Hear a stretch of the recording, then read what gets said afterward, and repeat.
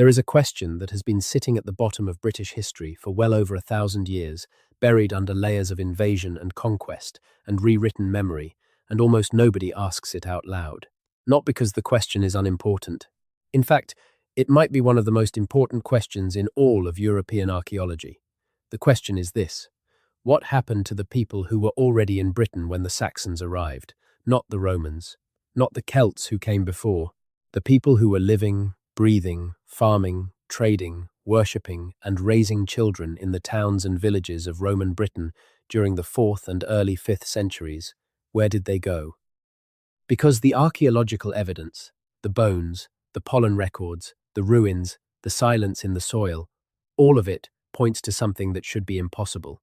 An entire civilization appears to have vanished from Britain within the span of a single human generation, not conquered gradually over centuries, the way most civilizations are absorbed, not pushed slowly to the margins the way native populations usually are when outsiders arrive. Gone. Almost completely. Almost impossibly fast. If you are watching this to fall asleep, that is exactly why I make these videos. Maybe subscribe and let me know where you are right now and what time it is. The story begins, as most of the truly strange stories in British history do, not with a battle or a king or a famous name, but with a silence.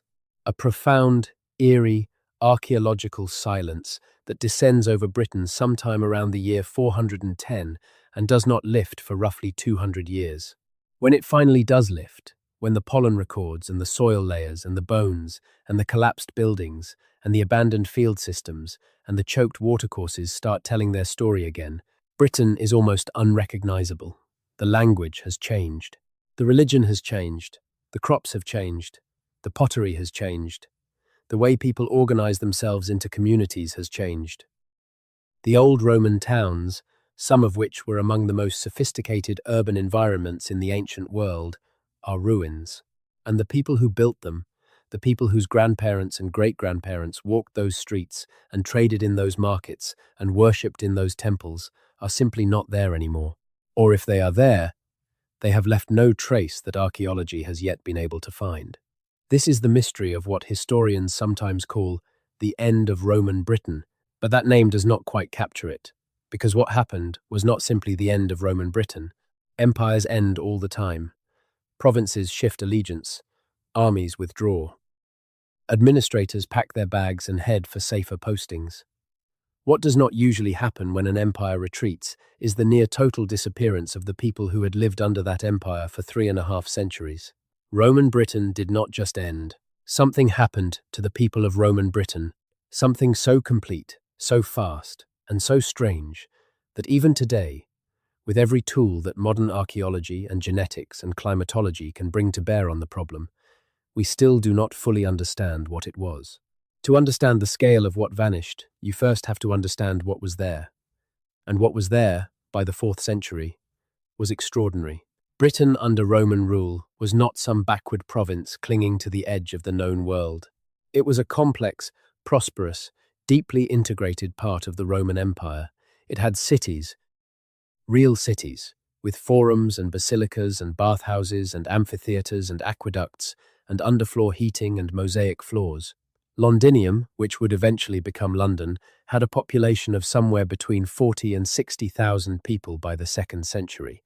That made it larger than most medieval European cities would be for another 1,000 years. But it was not just London. Verulamium, which is now St. Albans, was a thriving market town with streets laid out on a Roman grid pattern, with impressive civic buildings and a theatre and a forum that could host thousands of people. Corinium, which is now Cirencester, was the 2nd largest city in Roman Britain, a regional capital with a population that may have reached 15,000 people at its height. Eboracum, which is now York, was a major military and administrative centre, the place where several Roman emperors chose to base themselves. Even towns that seem ordinary now, places like Winchester and Bath and Exeter and Chester, were in the 4th century bustling, sophisticated urban environments with running water and public monuments and populations that would not be matched again in some cases until the 18th century. And it was not just the towns. The countryside of Roman Britain was divided into hundreds of large agricultural estates called villas, and the word villa does not do justice to what many of these places actually were. Some of them were palatial. The villa at Chedworth in Gloucestershire had two bathhouses, a suite of dining rooms, corridors lined with elaborate mosaics, and accommodation for dozens of residents and workers. The villa at Bignor in West Sussex had what is still one of the longest surviving Roman mosaic floors ever found in Britain, stretching for 80 feet through a corridor that must have been dazzling when it was new. The villa at Lullingstone in Kent had a private house church, one of the earliest pieces of evidence for Christianity in Britain, decorated with wall paintings that show Christian symbols alongside Roman artistic traditions in a combination that speaks to the extraordinary cultural richness of the period. These were not primitive farmsteads. They were sophisticated agricultural and residential complexes operated by people with education, taste, wealth, and a deep integration into the cultural and economic networks of the late Roman world. The population of Roman Britain by the 4th century is estimated at somewhere between 2 and 4 million people. That is a genuinely enormous number for the ancient world, and it represents a population that had been accumulating in Britain for 3.5 centuries, building on the existing Iron Age population that the Romans had found when they arrived. These were not new arrivals from Rome, for the most part. The vast majority of the people living in Roman Britain by the 4th century were the descendants of the pre-Roman Iron Age Britons, who had been there long before any Roman legionary set foot on the island. They had adopted Roman culture, Roman language, to varying degrees, Roman religion, Roman architecture, Roman agriculture. But they were native Britons. This was their home. Their grandparents were born here. Their grandchildren were expected to be born here. And then, with a speed that defies easy explanation, they vanished. The exact timing of what happened is difficult to pin down precisely, but the broad outline is clear enough. In 410, the Emperor Honorius sent a letter to the cities of Britain, or possibly to the people of Bruttium in Italy, which is a different and much argued over point. But the tradition holds that around this date, Rome effectively told Britain to look after its own defense. The legions had already been withdrawing for years, pulled away to deal with more pressing crises on the European continent, where the empire was under enormous pressure from multiple directions. The last significant Roman military presence in Britain probably withdrew sometime around 407 or 408. By 410, Britain was, for the first time in 3.5 centuries, on its own. What you would expect to happen next, if you followed the normal logic of how post-imperial societies work, is a gradual adjustment. A period of political instability, certainly. Perhaps some local warlordism, as different factions competed to fill the power vacuum left by Rome. Probably a decline in some of the more elaborate aspects of Roman material culture as the complex supply chains that kept the empire humming began to break down. But you would expect the cities to keep functioning in some degraded form. You would expect the villas to keep operating, even if the owners could no longer afford the elaborate mosaics and the hypercoursed heating. You would expect the people to keep farming the same fields, burying their dead in the same ways, worshipping the same or similar gods, speaking the same or related languages. That is what happened in Gaul, in Spain, in North Africa, in most of the other former Roman provinces, as Roman power receded. The infrastructure degraded, yes. The sophistication declined, yes. But the people were still there. The cultural continuity was still there. In Britain, that continuity simply disappears. And the disappearance is so complete, so thorough, so archaeologically dramatic, that it has been generating arguments among scholars for over a century and shows no sign of being resolved soon. Let us talk about what the archaeology actually shows, because the specifics are genuinely astonishing. One of the most striking pieces of evidence is what happens to the towns. Roman towns in Britain do not just decline slowly in the years after 410, they collapse. Within a generation, what had been functioning urban centres with stone buildings and maintained road systems and active markets become ruins. Not ruins that show evidence of burning or violent destruction in most cases, which would suggest a sudden conquest. Just ruins. The buildings decay, the roofs fall in, trees start growing up through the floors of what had been basilicas and bathhouses. The streets get covered by wind-blown soil, the drains block up, and the areas around them become waterlogged. And there is almost no evidence of anyone making any systematic attempt to repair or maintain these structures. This is deeply strange. Even in societies under severe stress, people tend to maintain at least some of their infrastructure. They salvage usable building materials from ruins, certainly, but they usually keep living in buildings rather than letting them collapse around them. They tend to maintain water supplies if they can. They tend to keep at least some degree of market activity going. The pattern in post-Roman Britain does not look like a society under stress maintaining the basics. It looks like a society that simply ceased to exist as a functioning entity, almost overnight in archaeological terms. The pottery evidence is equally striking. Roman Britain had a sophisticated and widespread pottery industry, producing standardized vessels in large quantities at major production centers and distributing them across the province through a well-organized trading network. By about 420 or 430, this industry simply stops, not slows down, stops.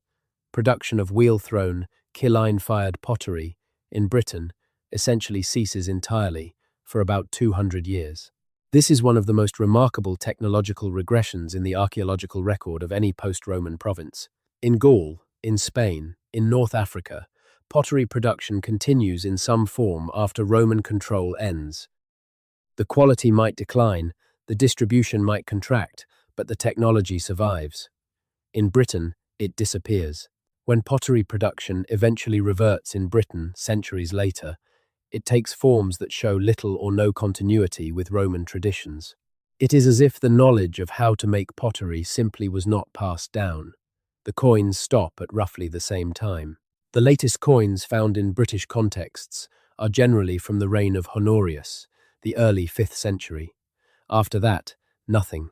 This is again in striking contrast to other former Roman provinces, where coins from later periods continue to circulate even after Roman administration ends, because the people are still there and still trading. In Britain, the coin record falls off a cliff, and when coinage eventually reappears in Britain, it is in forms brought by the new settlers from across the North Sea, not continuations of any Romano-British tradition. The villas tell a similar story. Detailed archaeological excavation of hundreds of Romano-British villa sites has produced almost no evidence of occupation continuing past the early 5th century.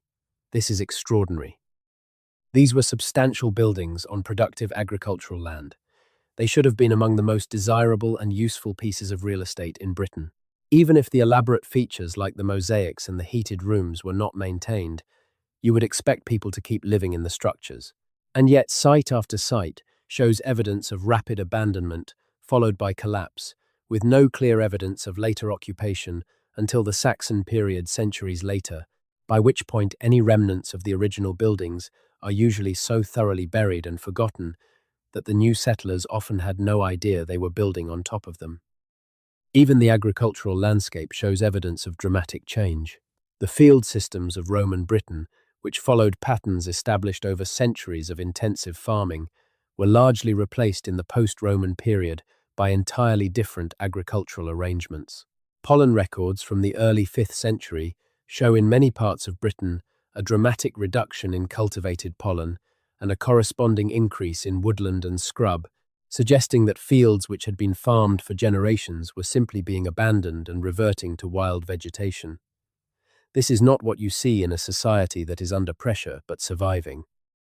This is what you see in a society that has either dramatically reduced in numbers or has been replaced by people with entirely different land use patterns, or both.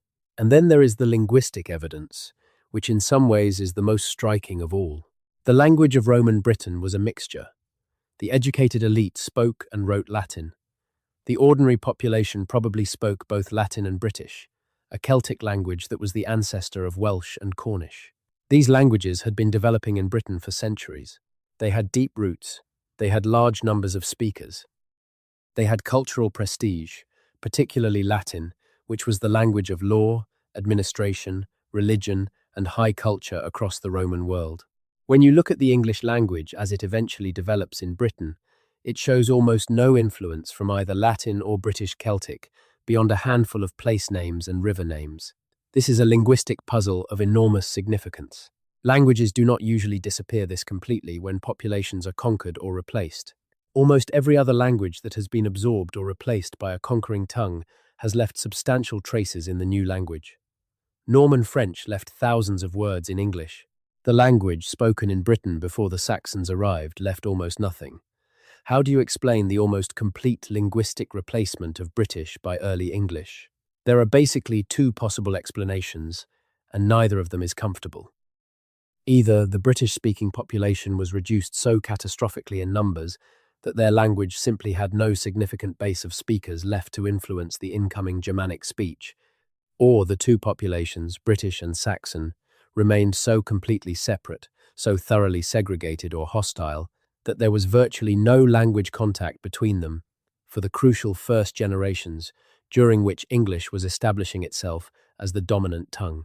Neither explanation is easy to accept. The first implies a demographic catastrophe of extraordinary scale. The second implies a degree of social separation so total that it would have to be enforced by something like deliberate apartheid or territorial segregation on a massive scale. The genetic evidence adds yet another layer of complexity to this picture. For decades, the debate about what happened to the Romano-British population after 410 was conducted almost entirely on the basis of archaeological and historical sources. Then, starting in the early 21st century, ancient DNA analysis began to offer an entirely new window onto the past, and what it showed was both clarifying and deepening of the mystery. Studies of ancient DNA from Anglo-Saxon cemeteries have shown that the people buried in those cemeteries in the 5th and 6th centuries were genetically quite different from the people who had been living in Britain before them. The genetic profiles of early Anglo-Saxon individuals show strong affinities with populations from what is now northern Germany, the Netherlands, and Denmark, the homelands of the Angles, Saxons, and Jutes, who the historical sources say migrated to Britain in this period.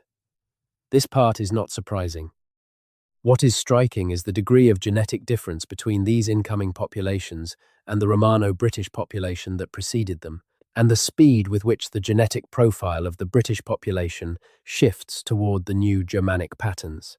By the late 6th and early 7th centuries, in many parts of eastern and southern Britain, the genetic profile of the population looks overwhelmingly Germanic rather than Celtic.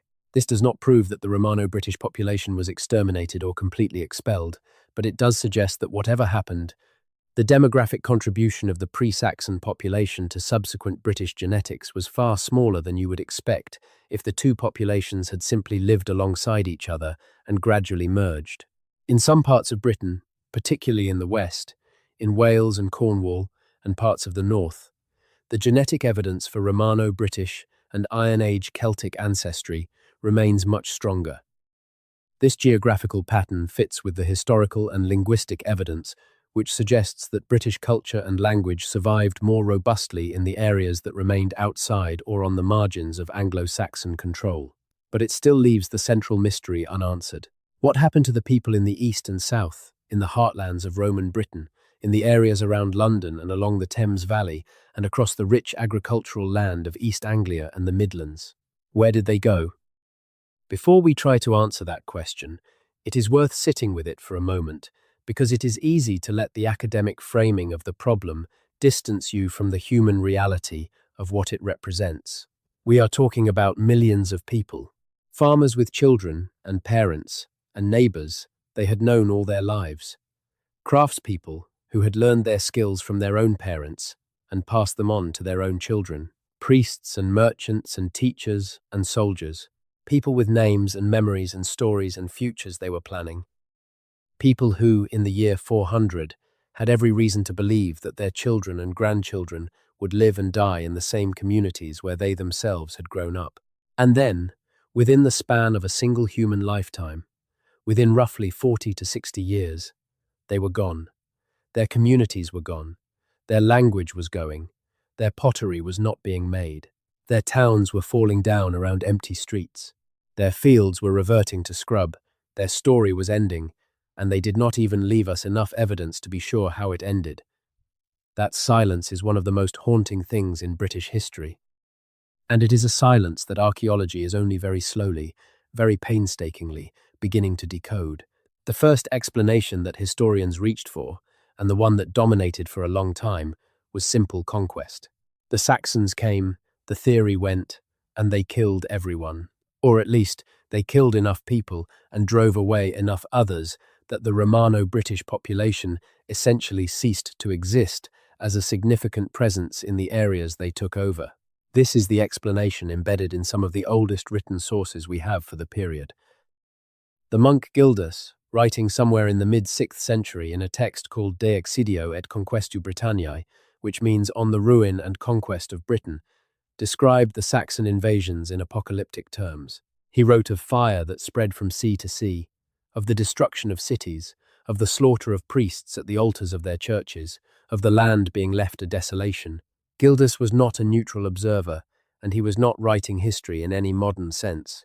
He was a clergyman writing a sermon, essentially, calling his fellow Britons to repentance and framing the Saxon conquest as God's punishment for their sins.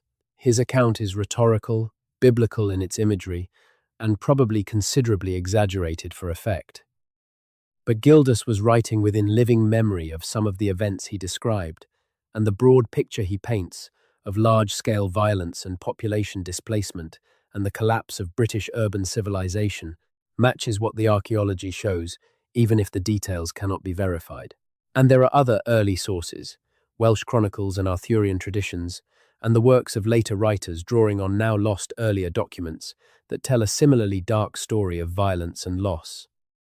The massacre interpretation has fallen out of favor in recent decades among professional archaeologists, partly because it is very hard to find the archaeological evidence you would expect if large-scale organized violence had occurred. Where are the mass graves? Where are the burned buildings? Where are the bodies with weapon injuries that you find at battle sites? There are some such sites, but they are few and far between, and they do not obviously account for the disappearance of millions of people. The archaeology of mass violence leaves traces. The archaeology of post-Roman Britain does not clearly show those traces on a scale consistent with the disappearance of a civilization. But this does not mean that violence played no role. It may mean that the violence, when it occurred, was distributed over time and geography in ways that left a different kind of archaeological signature. Not a single catastrophic massacre, but a long, grinding process of raiding and displacement and small-scale violence and the breakdown of security that made organized agriculture and settled community life impossible. Even without outright killing, the collapse of security in a farming society can have catastrophic demographic consequences.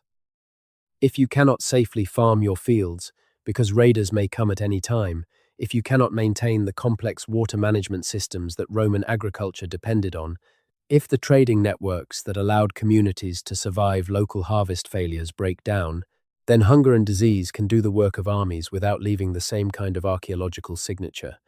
And hunger and disease, it turns out, may have played a much larger role than was previously recognized. Starting in the early 2000s, a series of climatological and epidemiological studies began to suggest that the 5th and 6th centuries in Britain were a period of extraordinary environmental stress, quite apart from the political and military upheavals. The climate of the late 4th and early 5th centuries shows evidence of deterioration, with shorter growing seasons and more variable weather creating greater agricultural instability. And then, beginning in the 530 seconds and 540 seconds, there is evidence of something truly catastrophic. A volcanic winter, caused by one or more major volcanic eruptions, somewhere in the world, that injected enormous quantities of ash and sulfate aerosols into the atmosphere, blocking sunlight and causing dramatic cooling across the northern hemisphere for several years. The year 536 is described in historical sources from around the world as a year of extraordinary darkness, of a sun that gave no warmth, of crops that failed across vast regions, of famine and social collapse. Written sources from Ireland, from Scandinavia, from continental Europe, from the Byzantine Empire, all describe similar phenomena around this period. And climate proxy data from tree rings and ice cores confirms that the years around 536 to 545 were among the coldest of the last 2,000 years. For a population that had already been under stress for more than a century, that was already reduced in numbers, that was already struggling to maintain the agricultural systems on which it depended, a climate catastrophe of this magnitude could have been the final blow. There is also, increasingly, evidence for pandemic disease in this period. The plague of Justinian, which struck the Byzantine Empire in 541 and subsequently spread across Europe and the Mediterranean world, was caused by Yersinia pestis, the same bacterium responsible for the later Black Death. This pandemic killed enormous numbers of people across the regions it reached, and there is growing evidence, from ancient DNA and burial sites, that it reached Britain as well. For a population already weakened by famine and the collapse of the complex social systems that normally buffer communities against disaster, a pandemic disease could have had devastating effects. Put it all together, and you begin to see the outline of a truly catastrophic 5th and 6th century in Britain. Political collapse following the Roman withdrawal. Military pressure from Saxon raiders and settlers from across the North Sea. Economic disruption as the complex trading and administrative systems of the Roman Empire ceased to function. Agricultural failure as maintenance of irrigation and drainage systems broke down and climate deterioration shortened growing seasons. Possible pandemic disease. And underneath all of this, a population that had been, for 3.5 centuries, deeply dependent on a complex infrastructure that could no longer be maintained. The Roman Empire was, among other things, an extraordinary logistical system.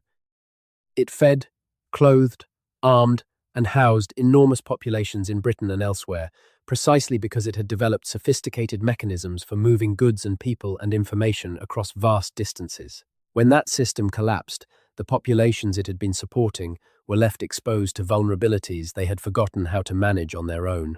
Britain, being an island on the northwestern edge of the Roman world, was in some ways more completely dependent on that system than more central provinces. It had been integrated into the Roman economic network almost from the beginning of the conquest. Its agricultural production, its pottery industry, its metalworking, its urban life, all of these were deeply embedded in a Roman framework that simply ceased to exist. The people of Roman Britain were not stupid or incompetent. They were capable and resourceful, as their ancestors had been before Rome and as their descendants would eventually be again. But they had been living in a particular kind of society, with a particular kind of economy, for a very long time. And the sudden removal of the framework that made that society possible left them in a situation of extraordinary difficulty, even before you add the external pressure of the Saxon migrations. Now let us talk about the Saxons, because the story of what they found when they arrived in Britain is itself deeply strange and has been significantly misunderstood for a long time.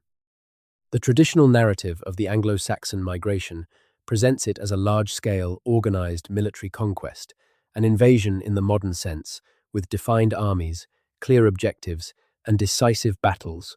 The historical sources, particularly Bede writing in the early 8th century and drawing on earlier materials, present it as a relatively coherent story of invitation, followed by betrayal, followed by conquest, with named leaders and clear chronology.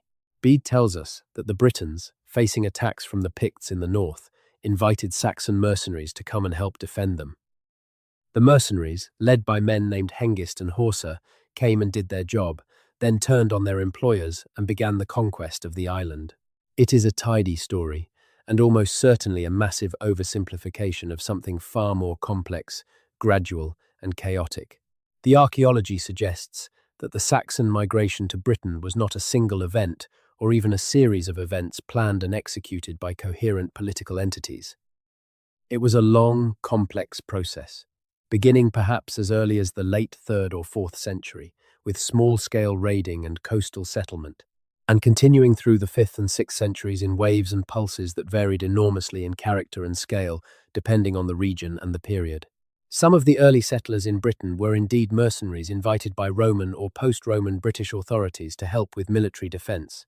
The evidence for this comes from the distribution of early Germanic material culture in Britain, which in some areas shows up first in military contexts, in forts and frontier zones, before spreading into civilian areas. But alongside the mercenaries were settlers who came simply because Britain, even in its diminished post-Roman state, offered farmland and resources that were attractive compared to the conditions in their homelands. The areas of northwest continental Europe from which the Anglo-Saxons came, the coastal regions of what is now Germany and the Netherlands and Denmark, were themselves under pressure in this period, from rising sea levels, from population growth, from political instability. Britain, even a Britain in crisis, represented an opportunity, and the people who came were not primarily organized warriors, they were farmers looking for land. This is a crucial point for understanding what happened to the Romano-British population because it changes the nature of the encounter. A military conquest can leave the conquered population in place, albeit in a subordinate and often brutally treated position. The history of military conquests in Europe and elsewhere shows again and again that even overwhelming military victories rarely result in the complete displacement of the conquered population, because the conquerors need people to work the land, to maintain the infrastructure, to provide the labor that makes the territory valuable. But a settler migration of farmers looking for land does not have the same incentive to preserve the existing population. Farmers need the land itself, not the people on it. And if the existing population is already reduced, already weakened, already abandoning land and villages because of the multiple pressures on it, then there is land available, and the incoming settlers can simply take it. The picture that emerges is not primarily one of organized genocide, although individual acts of violence were certainly part of the story. It is more one of a population that was already in catastrophic decline for a combination of reasons, including political collapse, economic disruption, agricultural failure, climate deterioration, and possibly disease. And into that catastrophically depleted landscape came a flow of migrants who gradually filled the spaces left by the departing and dying Romano-British population.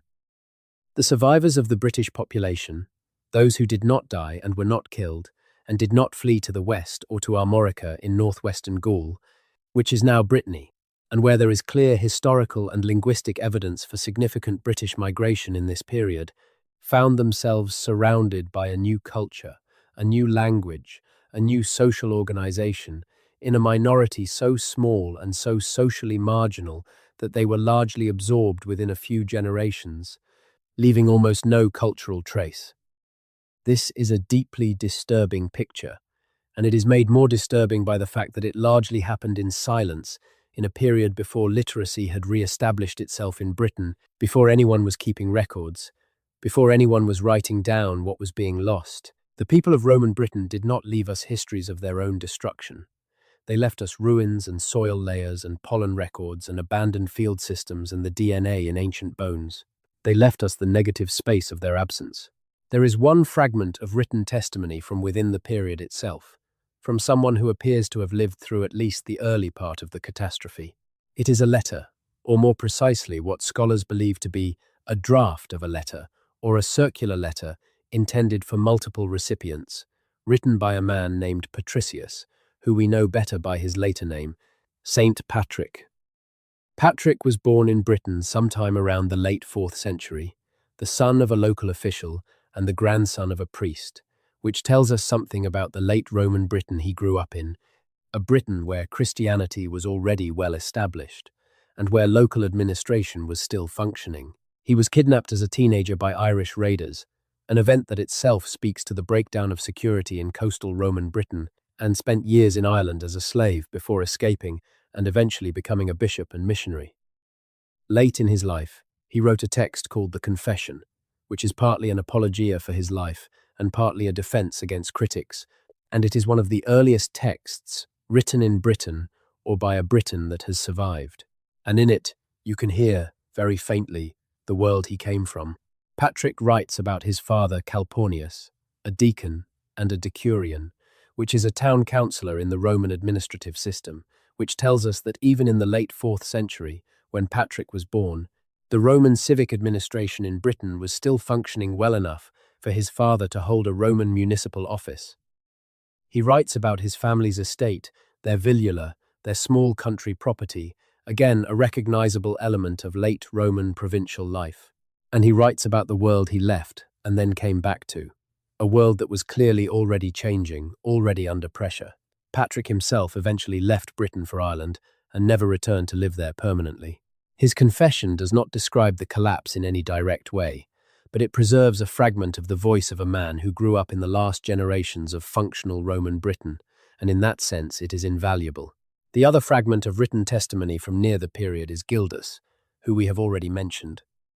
Gildas is frustrating as a historical source because he is so clearly motivated by theological and rhetorical purposes rather than historical ones.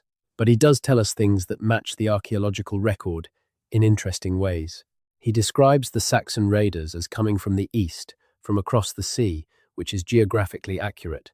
He describes them attacking coastal areas and river valleys first, which is exactly the pattern the archaeology suggests. He describes the collapse of the cities and the flight of survivors into the mountains and forests, which again matches what we can see in the settlement patterns. He even, in a tantalizing passage, describes an attempt by the Britons to counterattack and win back some of their territory, culminating in a great victory at a place called Mons Badonicus, Baden Hill, which is usually dated to sometime around 500, and which is the historical kernel, if there is one, of the Arthurian legend. The Battle of Badon, whatever it was, did not reverse the overall trajectory. But it does suggest that the process of Saxon settlement and British displacement was not uncontested, was not a walkover, was not a simple matter of one population calmly moving in as another calmly moved out. There was resistance, there was violence, there were moments when the balance of power shifted and the outcome seemed uncertain. The fact that a memory of this resistance survived and eventually crystallized around the legendary figure of Arthur, a king who held back the darkness even if only for a time, tells us something about the experience of the people who lived through it. They knew what they were losing, they fought to keep it, and they lost anyway.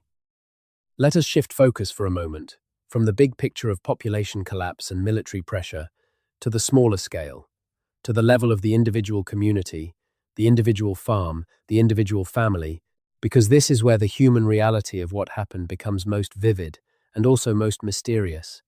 What would it have felt like to live in a Roman British town or villa estate in the years after the Roman withdrawal? What would the daily experience of this civilization's ending have been like? Imagine, if you can, a town like Verulamium in the years around 420 or 430. 20 years earlier, it was a functioning Roman town. The forum was open for business. The market was operating. The temples were being used.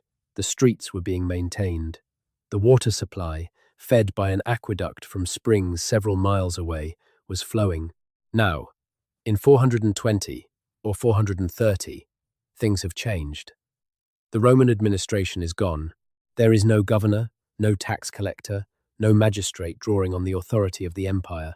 Local leaders, whoever they are trying to maintain some kind of order with whatever resources and authority they can muster.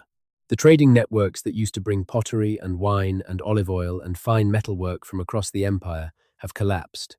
The coin supply has dried up. The pottery factories have shut down. Life is harder, more local, more uncertain. But the buildings are still standing. The streets are still there. The water is still probably flowing if someone has been maintaining the aqueduct. People are still living in the town, or at least in some parts of it. Children are still being born. The dead are still being buried, though the elaborate coffin burials of the late Roman period are giving way to simpler inhumations. People are making do. Then the raids start, or increase in frequency and severity. Perhaps there have been Saxon and Irish raiders attacking the coasts for decades already, but now they are coming further inland, and there is no Roman garrison to stop them. Local levies, hastily assembled, poorly armed by comparison with the organized military force that used to protect the province, are not adequate. A village a few miles away is burned. People flee from it. Some of them come to the town, seeking the protection of its walls, which are still standing, which still provide some degree of security against raiders who do not have siege equipment. The population of the town swells briefly with refugees, then starts to fall as people realize the walls cannot protect them indefinitely, as food supplies in a town that is no longer receiving the agricultural surplus of a functioning rural economy start to run short. Some families leave for safer areas, moving west, away from the coast, toward the hills and forests. Others stay, for now. They repair what they can. They scavenge materials from buildings that have been abandoned. They try to maintain the water supply. They grow food in the gardens of houses whose owners have left. And then, perhaps after another generation of this, after the population has been reduced by disease and hunger and occasional violence, and the continuous attrition of families who decide to move on after the buildings have started to decay, because there are not enough people left to maintain them and not enough economic surplus to pay for repairs, after the aqueduct has broken in someplace and not been fixed because there is no one with the knowledge and resources to fix it, after the forum has been stripped of its usable metal and stone by people who need the material and no longer have any reason to treat the building itself as something worth preserving, by then the town is a ruin. Not burned, not destroyed by an invading army, just allowed to decay by a population that was too small, too poor, too preoccupied with basic survival to maintain it. And then the last of that population drifts away, or dies, and the silence descends. This, or something like it, seems to be the story of most of the Roman towns in Britain. Not conquest and destruction, but abandonment and decay. The towns simply stopped working as the social and economic systems that had made them viable ceased to function. And when those systems ceased to function, the people had to find other ways to organize themselves, and the ways they found, or the ways that were eventually imposed on them by the incoming Saxon settlers, did not include cities. The early Anglo-Saxon world was not urban. It was a world of scattered farms and small villages, of local chieftains and oral culture and timber buildings that leave much fainter traces in the archaeological record than Roman stone. There is something particularly poignant about what happened to the Roman villas. These were private residences, homes, places where particular families had lived for generations and invested in making comfortable and beautiful. The mosaics on the floors of Chedworth and Bignor and Lullingstone were not just decoration. They were expressions of identity, of aspiration, of cultural belonging. The people who commissioned them were telling a story about themselves, about their place in the Roman world, about their values and their wealth and their cultural sophistication. And then those people are gone, and the mosaics they commissioned are buried under several centuries of accumulated soil, not to be rediscovered until Victorian antiquarians start digging. The archaeology of villa abandonment is remarkably consistent across Britain. Most of the villas show their last evidence of occupation sometime between 380 and 430. A few persist somewhat later, but by about 430 or 440, the villa, as a living entity, seems to have disappeared from the British landscape. In most cases, there is no evidence of violent destruction. The buildings are simply abandoned. Valuables that could be carried are taken.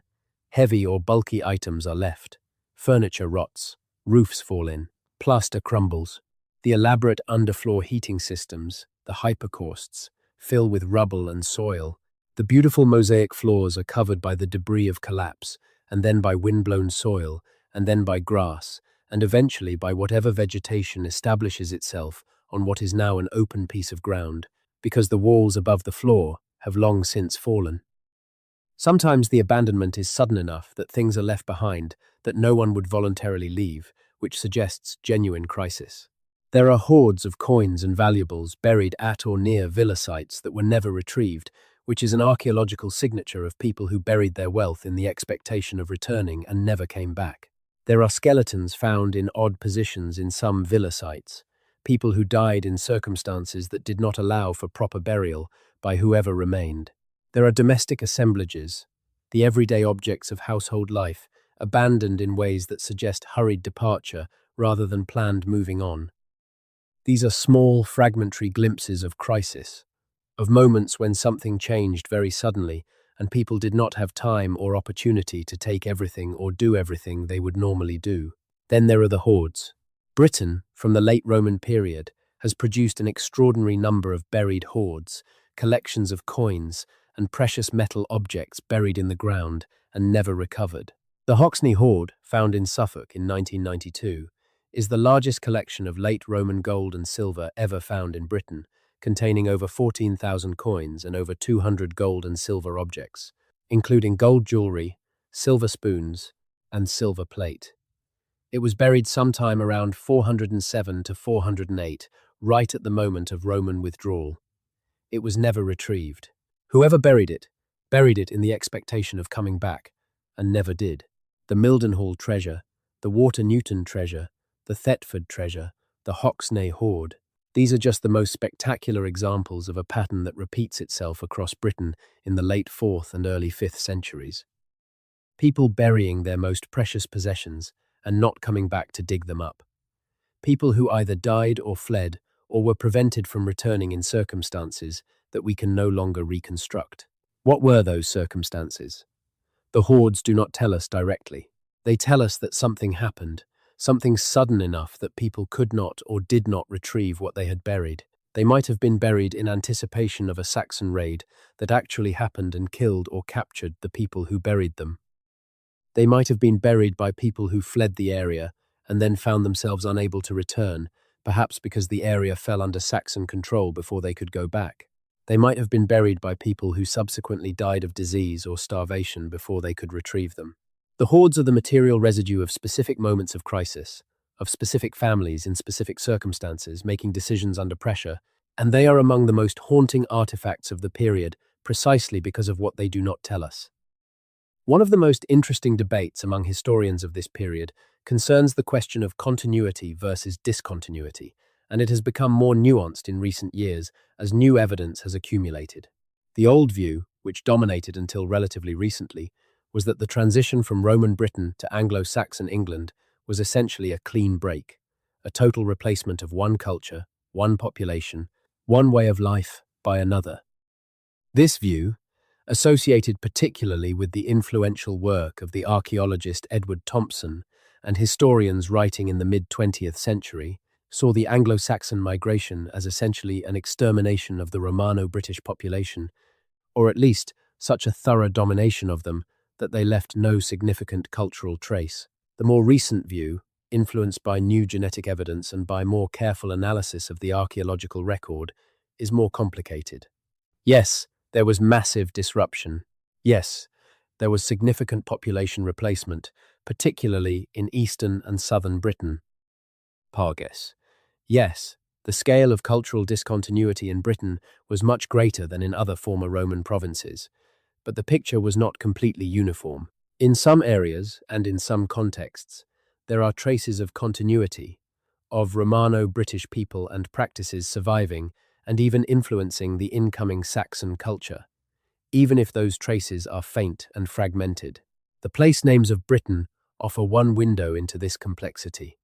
English place names, derived from Old English, the language of the Anglo-Saxons, are overwhelmingly dominant in eastern and southern England. But river names are different. Most of the rivers of England have names derived from the Celtic languages of pre-Roman and Roman Britain, not from Old English or Latin. The Thames, the Severn, the Avon, the Exe, the Trent, the Wye, most of the major rivers of England have Celtic names. This is a pattern that linguists call hydronymic conservatism, the tendency for river names to be among the most conservative and long-lasting elements of a linguistic landscape, persisting long after the language that created them has ceased to be spoken. The people who gave English rivers their names were not Anglo-Saxons, they were Britons. And somehow, the names they gave to the rivers were adopted by the incoming Anglo-Saxons even when they were displacing or replacing the people who had used those names. This suggests something interesting. The Romano-British population may have been far too small to resist the Anglo-Saxon settlement culturally or demographically in most of Britain, but they were not completely invisible or inaudible to the settlers who replaced them. The rivers the settlers crossed, the hills they climbed, the prominent features of the landscape they moved through, they learned the names of these things from whoever was still there to tell them, and those names stuck, even as everything else about the old culture disappeared. It is as if the land itself remembered the people who had named it, long after those people were gone. There are also a handful of place names in England that seem to preserve memory of the Romano-British presence in ways that are revealing. The Old English word for a Roman town was castor or chester, derived from the Latin castra, meaning military camp. Place names incorporating this element, Chester, Colchester, Manchester, Winchester, Lancaster, Doncaster, always indicate the site of a Roman town or fort. The Anglo-Saxons clearly knew that these were special places, different from the ordinary landscape, the remnants of an older civilization. They did not know by the time the place names were established exactly who had built the stone walls and the forum and the amphitheatre. They called such places in some sources the work of giants, Enter Gerwalk in Old English, the work of men long gone and incomprehensibly skilled. But they preserved the memory that these places were different, were special, were the remnants of something remarkable. This phrase, enter Gerwalk, appears in Old English poetry, most famously in a poem called The Ruin, which describes the site of a ruined Roman city with a mixture of wonder and melancholy that is genuinely moving across the 1500 years that separate us from the poet who wrote it. The poem describes crumbling stone walls, collapsed roofs, the traces of hot baths, and the ghosts of feasting halls, and reflects on the contrast between the magnificence of what was built and the emptiness that has replaced it. Whoever wrote The Ruin was looking at the ruins of Roman Bath. Scholars believe, sometime in the 7th or 8th century, 200 or 300 years after those ruins were created. The city had been dead and silent for so long by the time the poem was written that the poet had no idea who had built it. But the poet knew it was beautiful and knew it was gone, and the poem carries that knowledge as grief. The ruins of Roman Britain were, for the Anglo-Saxons, inexplicable evidence of a world that had once existed and now did not. They could see that extraordinary things had been built here. They could not imagine who had built them or why or how. The sophisticated water systems, the underfloor heating, the elaborate mosaics, the scale of the public buildings, none of these things made sense within the framework of an early medieval society organized around small-scale farming and local chieftainship. The Saxons were not unsophisticated people, but they were organized around entirely different principles than the urban, literate, trade-integrated society of Roman Britain. The ruins they found were, to them, as alien as the ruins of an ancient advanced civilization would be to us if we found them without any historical context. And that is, in a sense, exactly what they were. The Anglo-Saxons who settled in Britain in the 5th and 6th centuries were settling in the ruins of a civilization they had no living memory of, no cultural connection to, and no capacity to maintain or rebuild. The towns decayed around them, the villas crumbled. The road network, which had been one of the great achievements of Roman Britain, gradually deteriorated as no one maintained the drainage and the foundation repairs that kept Roman roads functional.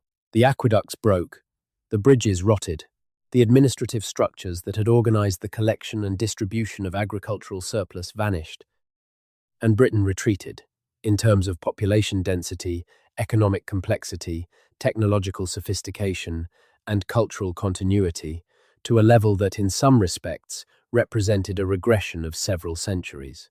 It is important to be careful here not to romanticize Roman Britain and demonize the Anglo-Saxons, because that is a temptation that the evidence sometimes seems to invite, and which has distorted accounts of this period in the past. The Roman Empire was not a benign civilization. The conquest of Britain by Claudius in 43 CE was itself a brutal event, involving significant violence, enslavement of prisoners, and the imposition of Roman rule on people who had not asked for it. The Roman period in Britain included episodes of extraordinary violence, including the suppression of Boudicca's revolt, in which perhaps 70,000 or 80,000 people died according to ancient sources, and the systematic destruction of the Druids on the island of Anglesey. Roman Britain was a slave-owning society with enormous inequalities of wealth and power. The villas, with their beautiful mosaics, were maintained by the labor of people who had very little share in the benefits of the civilization they were helping to sustain. And the Anglo-Saxons who settled in Britain were not barbarian destroyers. They brought their own culture, their own art, their own craftsmanship, their own social organization and values. The great poem Beowulf, which was eventually written down but which reflects an older oral tradition, shows a civilization with its own forms of heroism and loyalty and grief. The Anglo-Saxon jewelry discovered in graves like Sutton Hoo is among the finest artistic production of the early medieval world. The monasteries and churches that the Anglo-Saxons built in the 7th and 8th centuries became centers of learning that preserved classical knowledge through the darkest periods of the early Middle Ages and eventually helped lay the foundations for what we now think of as English culture. The story of Anglo-Saxon England is not a story of barbarism and darkness. It is a story of a different kind of civilization, finding its way in a landscape shaped by an older one. But none of that changes what happened to the civilization that preceded it. Roman Britain was extraordinary. Its people were real people, with real lives, and real cultures, and real futures, that were taken from them by a combination of political, military, economic, climatic, and biological catastrophes that compressed themselves into the space of a few generations. Their disappearance is not something that can be fully explained by any single cause, which is perhaps why it remains mysterious even now. It was too complex, too multi-causal, too thoroughly erased for simple explanation. The mystery deepens when you look at the specific fate of the Romano-British Christianity that had been developing in the 4th and early 5th centuries. By the late 4th century, Christianity was well established in Britain, as elsewhere in the Roman Empire, as the official state religion. There were bishops in the major cities. There were churches in many towns and villas. There were martyrs whose stories were told and whose sites were venerated. The early Christian martyr Alban, supposedly executed during the Diocletianic persecution in the late 3rd century, was already being commemorated at Verulamium by the early 4th century. The Council of Arles in 314 was attended by 3 British bishops from London, York and Colchester or Lincoln, showing that the British Church was organised enough to have representatives at major church councils. By the 380s, Christianity was flourishing in Britain, with wealthy patrons commissioning elaborate Christian imagery in their villa mosaics and house churches. And then, it nearly disappears. When the early Anglo-Saxon settlers arrive in Britain, they are pagan. They bring with them a Germanic religious tradition that venerates Woden and Thunor and Ti and Freya, the gods whose names survive in our days of the week. And in the areas they settle, there is almost no evidence of them encountering a functioning Christian community that could have converted them. The re-Christianization of Britain in the late 6th and 7th centuries is carried out primarily by missionaries from Ireland, where a vibrant Christian tradition had survived and developed in the absence of any Anglo-Saxon presence, and by missionaries sent from Rome. It is not carried out by the surviving remnants of a Romano-British Christian population, which you would expect if that population had maintained any significant presence in the areas the missionaries were targeting. This is deeply strange. Christianity is not easily eradicated. Even under severe persecution, even in societies under the most extreme external pressure, the Christian Church historically has shown remarkable resilience and continuity. The reason is simple. The mechanisms of Christian practice, prayer, community, scripture, ritual, can be maintained without elaborate infrastructure. They do not require basilicas and baptistries and professional clergy. They can survive in houses, in forests, in caves, in the minds and hearts of people who have no material resources at all. The survival of Christianity in Ireland, under conditions that were, in many respects, much less favourable than those in Roman Britain, demonstrates this clearly. And yet in Britain, in the very heartland of Romano-British Christianity, the religion almost disappears within a generation or two of the Saxon settlement. What does this tell us? It tells us that whatever happened to the Romano-British population was so thorough, so complete, so devastating, that it eliminated not just the material culture and the genetic presence, but even the religious transmission, the passing on from parent to child, from community to community, of the most fundamental beliefs and practices. Religious transmission is among the most resilient of all cultural processes. For it to fail so completely, the demographic and social disruption must have been correspondingly complete. There were not enough Romano-British people left, or they were so thoroughly marginalized and socially excluded that they could not maintain the chain of transmission. This is one of the most haunting aspects of the whole story. Not just that the people disappeared, but that what they believed, what gave their lives meaning, and what they had passed on to their children as the most important thing they knew, that disappeared too. The faith of people who had been worshipping in the Christian tradition for 100 years or more was effectively extinguished in large areas of Britain within the lifetime of people who had grown up practicing it. That speaks to a catastrophe of almost incomprehensible thoroughness. One of the questions that historians have increasingly been asking in recent years is whether the surviving Western British kingdoms, the successor states that maintained Romano-British culture and eventually Celtic Christian culture in Wales, Cornwall, southern Scotland, and parts of what is now northern England can tell us something about what was lost in the East? And the answer is yes, up to a point, with the important caveat that the Western kingdoms were themselves significantly changed by their experiences and do not simply represent a frozen snapshot of late Roman Britain. What they do represent is a continuation, however transformed, of a tradition. The Welsh language is a direct descendant of the British Celtic that was spoken in Roman Britain. The Welsh Church, for all that it developed in very different directions from the Roman Church it had originally been part of, preserved a form of Christianity that traced its lineage back to the late Roman period. The Welsh legal traditions, written down in the early medieval period, show traces of Roman legal thinking alongside more ancient Celtic customs. Welsh poetry and legend preserves, in heavily mythologized form, memories of the post-Roman period, of great kings and battles, and the struggle to maintain civilization against the darkness. The Mabinogion, the great collection of Welsh mythology and legend, written down in the medieval period but drawing on much older oral traditions, contains figures and episodes that scholars have argued may preserve very ancient historical memories. The figure of Maxen Weledig, the Welsh name for Magnus Maximus, a Roman general who ruled Britain in the 382 before taking his legions to the continent to pursue his imperial ambitions, appears in the Mabinogion as a legendary emperor-king of enormous importance. The fact that the memory of this historical figure was preserved in Welsh tradition for centuries after his death, in a form that clearly mythologized him but preserved his name and some facts about his life, shows the extraordinary tenacity of oral memory and the importance placed by the Welsh on maintaining connection to the Roman past. The Arthurian legend, which is the most famous expression of this tendency, is itself a fascinating monument to the cultural memory of the post-Roman crisis. The historical basis of Arthur, if there is one, is deeply contested. The earliest sources, including Gildas, do not mention him by name, though they do describe a great British victory at Badon.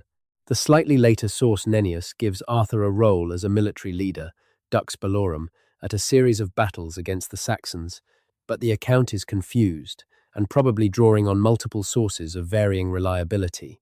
What is clear is that by the late 6th and 7th centuries, there was already a developed tradition in Welsh poetry of an Arthur who represented the last flowering of British military resistance to the Saxon advance, who held the line for a generation but could not ultimately prevail. The details of the Arthurian legend, as it eventually developed in the 12th century in the work of Geoffrey of Monmouth and later in the French romances of Chrétien de Troyes, are largely fictional elaborations. The Round Table, the Knights, Merlin as an elaborate wizard figure, the love story of Lancelot and Guinevere, these are medieval inventions. But the core of the tradition, the memory of a moment when British resistance was organized and effective, when a leader of unusual ability and vision held off the Saxon advance for long enough to let the Western kingdoms establish themselves, this core may contain a genuine historical memory, however distorted by time and legend. What is interesting about the Arthurian tradition is what it tells us about how the Britons themselves understood what was happening to them. Arthur, in the Welsh tradition, is not merely a warrior. He is the last defender of a civilization, a king who understands what is at stake and fights to preserve it. The tragedy of the Arthur story, in all its versions, is not simply military defeat.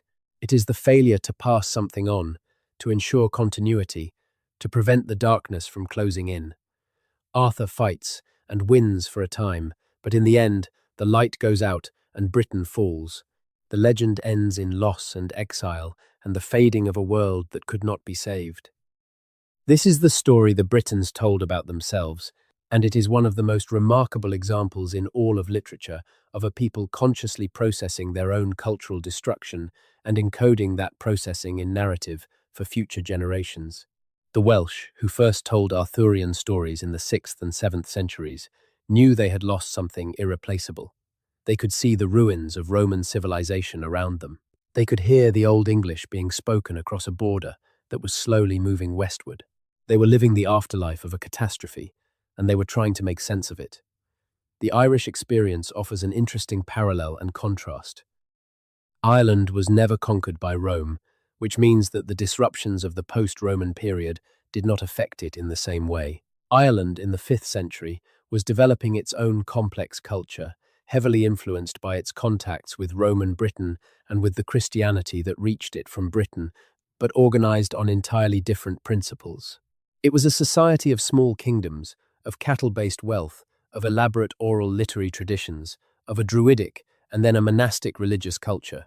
When the crisis hit Britain, Ireland was, in some ways, insulated from the worst effects, though it was certainly affected by the disruption of trading networks and the breakdown of contact with the Roman world. What is significant about Ireland in this period is that it became a refuge for elements of Romano-British culture that were being extinguished in Britain itself. St. Patrick, as we have already noted, was a Romano-British Christian who ended up in Ireland and helped establish the Irish Church, but he was not alone. There is evidence that in the 5th and 6th centuries, a significant number of educated Romano-British Christians found their way to Ireland, either as missionaries like Patrick or as refugees seeking safety from the upheavals in Britain. These people brought with them Latin literacy, Christian theology, and elements of classical learning. In Ireland, these elements were absorbed into a flourishing monastic culture that then proceeded to preserve and transmit classical knowledge through the darkest centuries of the early medieval period. The famous Irish monasteries of the 6th, 7th, and 8th centuries, Clonmacnoise, Iona, Lindisfarne, Bangor, became the most important centres of learning in the Western world, the places where manuscripts of classical authors were copied and preserved, where the Bible was translated and elaborated, where illuminated manuscripts of extraordinary beauty, like the Book of Kells, were produced. The paradox is almost vertiginous. The classical learning that Rome brought to Britain was nearly extinguished in Britain by the catastrophe of the post-Roman period. But fragments of that learning fled to Ireland, a country Rome never conquered, where they were absorbed and transformed and eventually returned to Britain by Irish missionaries in the late 6th and 7th centuries, helping to re-Christianize and re-educate a country that had been largely cut off from literate civilization for 2 centuries.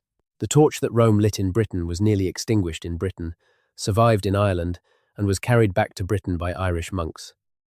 It is one of the most remarkable stories of cultural transmission and survival in history. The monastery of Iona, founded by the Irish monk Columba in 563 on a small island off the west coast of Scotland, became in the 6th and 7th centuries one of the most important religious and cultural centres in Britain. From Iona, Irish missionaries spread out across the north and east of Britain, establishing monasteries and converting Anglo-Saxon kings. The monastery of Lindisfarne, founded on a tidal island off the coast of Northumbria by the Iowan monk Aidan in 635, became a centre of extraordinary cultural production. The Lindisfarne Gospels, produced there around 715 or 720, are among the most beautiful manuscripts ever made, combining insular art traditions that drew on both Irish and Northumbrian elements with a Latin text of the 4 Gospels. They represent, in a sense, the completion of a great cultural circle, Latin learning and Christian tradition that originated in the Roman Mediterranean, filtered through Romano-British Christianity, saved in Ireland, transformed in the Irish monastic tradition, and returned to Britain in a new form that could survive and flourish in the post-Roman world. But this story of survival and transmission, miraculous as it is, should not obscure the magnitude of what was lost. What survived in Ireland was a fragment, a selection, not the whole of Romano-British culture. The Latin literacy that the Irish monks preserved was real, but it was already a dead language in Britain by the time it was being preserved in Irish monasteries, kept alive artificially by scholarly devotion rather than by living use in a functioning literate society. The Christianity that survived was real, but it had already diverged significantly from the traditions of the late Roman Church that had flourished in Britain before the catastrophe. The learning that was preserved was real, but it was already incomplete, already missing much of what had been lost when the libraries and schools of Roman Britain ceased to function. And the people, the millions of people of Roman Britain, their individual stories, their memories, their relationships, their particular ways of understanding the world and their place in it, those were simply gone. No amount of manuscript preservation can recover what it felt like to be a person living in Verulamium or Corinium or Londinium in the year 400, full of plans and hopes and the ordinary concerns of daily life, with no idea that the world you knew would be ruins within your children's lifetimes. That human reality, that particular experience of a particular civilization at a particular moment, is the most irretrievable thing that was lost. There is something in the silence of post-Roman Britain that goes beyond the purely historical or archaeological. It is a silence that speaks to something fundamental about the nature of civilizations and their fragility, about how much of what we build and believe and remember depends on continuity, on the unbroken chain of transmission from one generation to the next. When that chain is broken, when the institutional frameworks that maintain and transmit culture collapse faster than individuals and communities can adapt, the loss is not simply material. It is the loss of a way of understanding the world, a set of categories and narratives and practices that allowed people to make sense of their lives. And that loss is, in a profound sense, irreversible. You cannot reconstruct what was in people's minds from the pottery sherds and the coin hoards and the pollen records. You can only note the absence and try to imagine what it means. The study of this period has generated some of the most passionate disagreements in British academic history. Partly this is because the evidence is fragmentary and ambiguous, which means that different interpretations can be supported with more or less equal plausibility. Partly it is because the questions at stake touch on issues of national identity and ethnic origin that have always been politically charged in Britain. The question of who the British are, where they came from, whether English culture represents a fundamental replacement of something earlier or a continuation of it with modifications. These are not purely academic questions.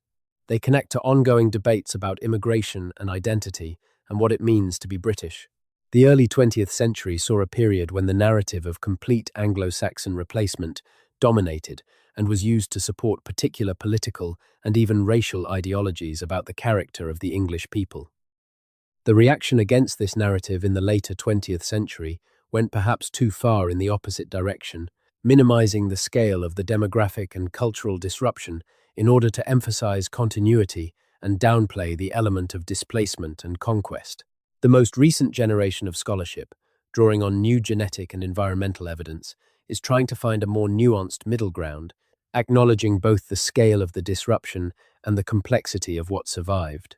What makes this scholarship so fascinating to follow is the way each new technique of analysis opens a new window onto the period, revealing details that were previously invisible.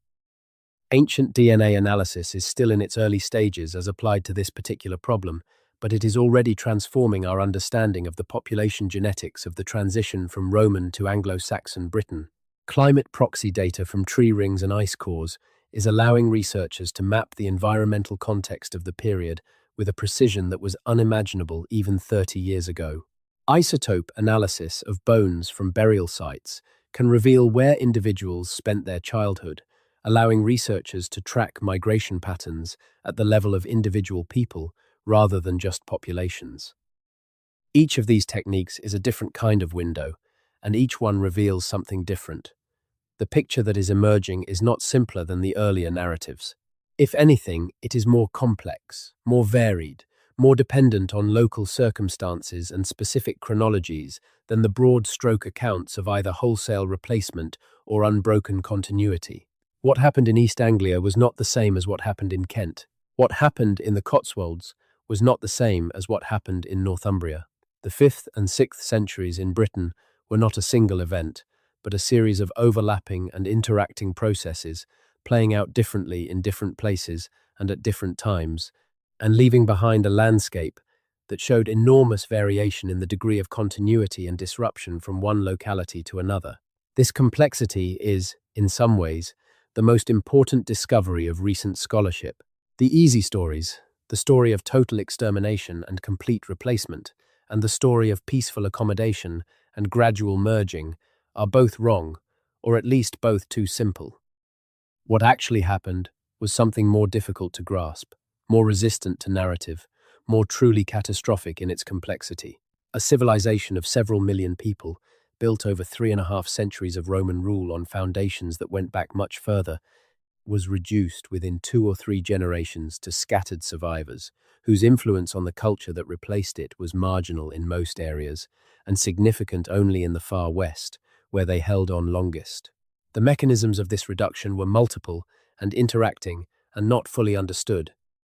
The human experience of it was, for those who lived through it, one of loss and confusion and violence and hunger and disease and the fading of everything familiar. We should think about what the Romano-British people were trying to preserve in those generations after the Roman withdrawal, as they adapted and improvised and survived as best they could. What were the things they held on to longest? What were the things they passed on to their children, even as the world was collapsing around them? The river names suggest that they passed on their connection to the landscape, their knowledge of the rivers and hills and forests that had been their home for generations, and that this geographical knowledge persisted even when the cultural framework within which it had always been embedded had disappeared. The Arthurian legend suggests that they passed on their memory of resistance, of the moment when they fought back and held the line, even if they could not ultimately win. The Christian Church in Wales and Ireland suggests that they passed on their faith, or at least that faith survived in the places where enough of the population survived to maintain it. But what they could not pass on, what the catastrophe took from them completely, was the urban, literate, economically complex civilization they had been part of. The skills and knowledge required to maintain a Roman city or a villa estate, to produce the pottery and metalwork, and glass and textiles of the Roman world, to read and write Latin, to administer a complex agricultural economy, to maintain the roads and bridges and aqueducts of Roman infrastructure. All of this required not just individual knowledge, but institutional knowledge, the accumulated expertise of generations embedded in the structures and practices of a functioning society. When those structures and practices collapsed, the institutional knowledge collapsed with them. You cannot have a Roman bathhouse without engineers who know how to maintain hypercaust systems. You cannot have a Roman pottery industry without kilns and experienced potters and supply chains for clay and fuel and distribution networks for the finished product. You cannot have a functioning Roman city without administrators and traders and craftspeople and lawyers and priests, all embedded in a system that depends on all the other parts continuing to function. When the system fails, all the parts fail with it. Individual people might survive, carrying in their heads fragments of the knowledge that the system had embodied. But without the system, without the institutional framework, those fragments are not enough to reconstruct what was lost. A single person who knows how to fire pottery cannot rebuild a pottery industry. A single bishop who remembers Christian theology cannot maintain a functioning church. The knowledge requires not just individuals but communities, not just communities but the wider social and economic systems within which communities are embedded. And those systems, in post-Roman Britain, were simply gone. This is perhaps the most important lesson of what happened in Britain in the 5th and 6th centuries, and it is a lesson with relevance beyond the specific historical period we have been discussing. Complex civilizations are fragile in ways that are not always visible when they are functioning well. The very sophistication that makes them powerful also makes them vulnerable, because sophistication requires coordination, and coordination requires the continuous functioning of all the parts of the system. When the parts stop functioning in synchrony, when the coordination breaks down, the collapse can be faster than anyone would have predicted and more complete than anyone would have thought possible. The Roman Empire in the West was extraordinarily sophisticated. It moved goods and people and information across enormous distances with the efficiency that would not be matched again until the early modern period. It maintained legal systems and administrative structures and military organizations of remarkable complexity. It supported literacies and arts and sciences that were genuinely impressive by the standards of the ancient world. And all of that sophistication rested on the functioning of a coordinated system that, once it began to fail, failed surprisingly quickly and surprisingly completely. In Britain, the failure was particularly complete because Britain was an island, geographically separated from the rest of the Roman world, dependent on sea routes for much of its trade and supply, and therefore particularly vulnerable to the disruption of those routes. There is a thought that comes to mind when you sit with this history long enough. The people of Roman Britain did not know they were living at the end of their civilization. They could not see, in the year 400, that within a century most of their cities would be ruins, that their language would be disappearing, that their religion would be almost extinguished in their homeland, that the whole complex, sophisticated, the ambitious world they inhabited would be, in 200 years, as distant and incomprehensible as the ruins of an alien civilization. They were living their lives, worrying about their particular problems, making plans for the future, as people in every civilization at every time have done. The catastrophe, when it came from a combination of directions that no single observer could have seen clearly or predicted accurately. It came from outside, in the form of Saxon raids and settlement. It came from above, in the form of climate deterioration and possibly the catastrophic volcanic events of the 530 CES. It came from the failure of the systems on which their civilization depended, systems that had seemed permanent and would prove shockingly fragile. And the people of Roman Britain did what people always do when catastrophe comes. Some of them fought, some of them fled, some of them adapted, some of them simply died. Their individual responses to the unfolding disaster varied as individual responses always do. But the collective outcome, the demographic and cultural erasure of most of what they had been and built, was determined by forces larger than any individual response could counter. The farmers could not, by maintaining their farms, repair the political system that had collapsed. The priests could not, by maintaining their faith, restore the economic networks that had broken down. The poets could not, by remembering the past, prevent the language from dying. The individual responses to catastrophe, however admirable and however necessary, could not add up to the collective continuity that was needed to preserve a civilization. What they could do, and what some of them did, was carry fragments of what had been into a future they could not fully predict. The river names are fragments. The Christian tradition in Wales and Ireland is a fragment. The legends of Arthur and Maxen Weledig are fragments. The Latin loanwords that crept into early Welsh are fragments. The road network, which continued to shape patterns of movement in Britain even as the Roman roads themselves deteriorated, is a fragment. Each of these fragments is a trace of what was lost, a small piece of evidence that the civilization of Roman Britain existed and mattered, and was not simply erased without leaving any mark on the future. But the fragments are small, and the silence is large. When you walk through the ruins of a Roman town in Britain today, through Silchester or Wroxeter or Caerwent, places where the foundations of Roman buildings still mark out the grid of ancient streets, you are walking through the physical remains of a world that came very close to complete extinction. The people who walked those streets, who traded in those markets, who worshipped in those temples, who raised their children in those houses, came within a few generations of leaving no trace at all. The fact that they left any trace is, in some sense, remarkable. The fact that they left so little is the deepest historical mystery in British history, and we are still trying to understand it. Every new excavation, every new DNA study, every new analysis of pollen cores and tree rings and isotope ratios in ancient bones adds something to our understanding of what happened and when and to whom. The picture is slowly becoming clearer, more detailed, more nuanced. But the core of the mystery remains. A civilization of millions of people, sophisticated and complex and deeply embedded in the landscape of Britain, disappeared within the span of a single human generation, in ways and for reasons that we still do not fully understand.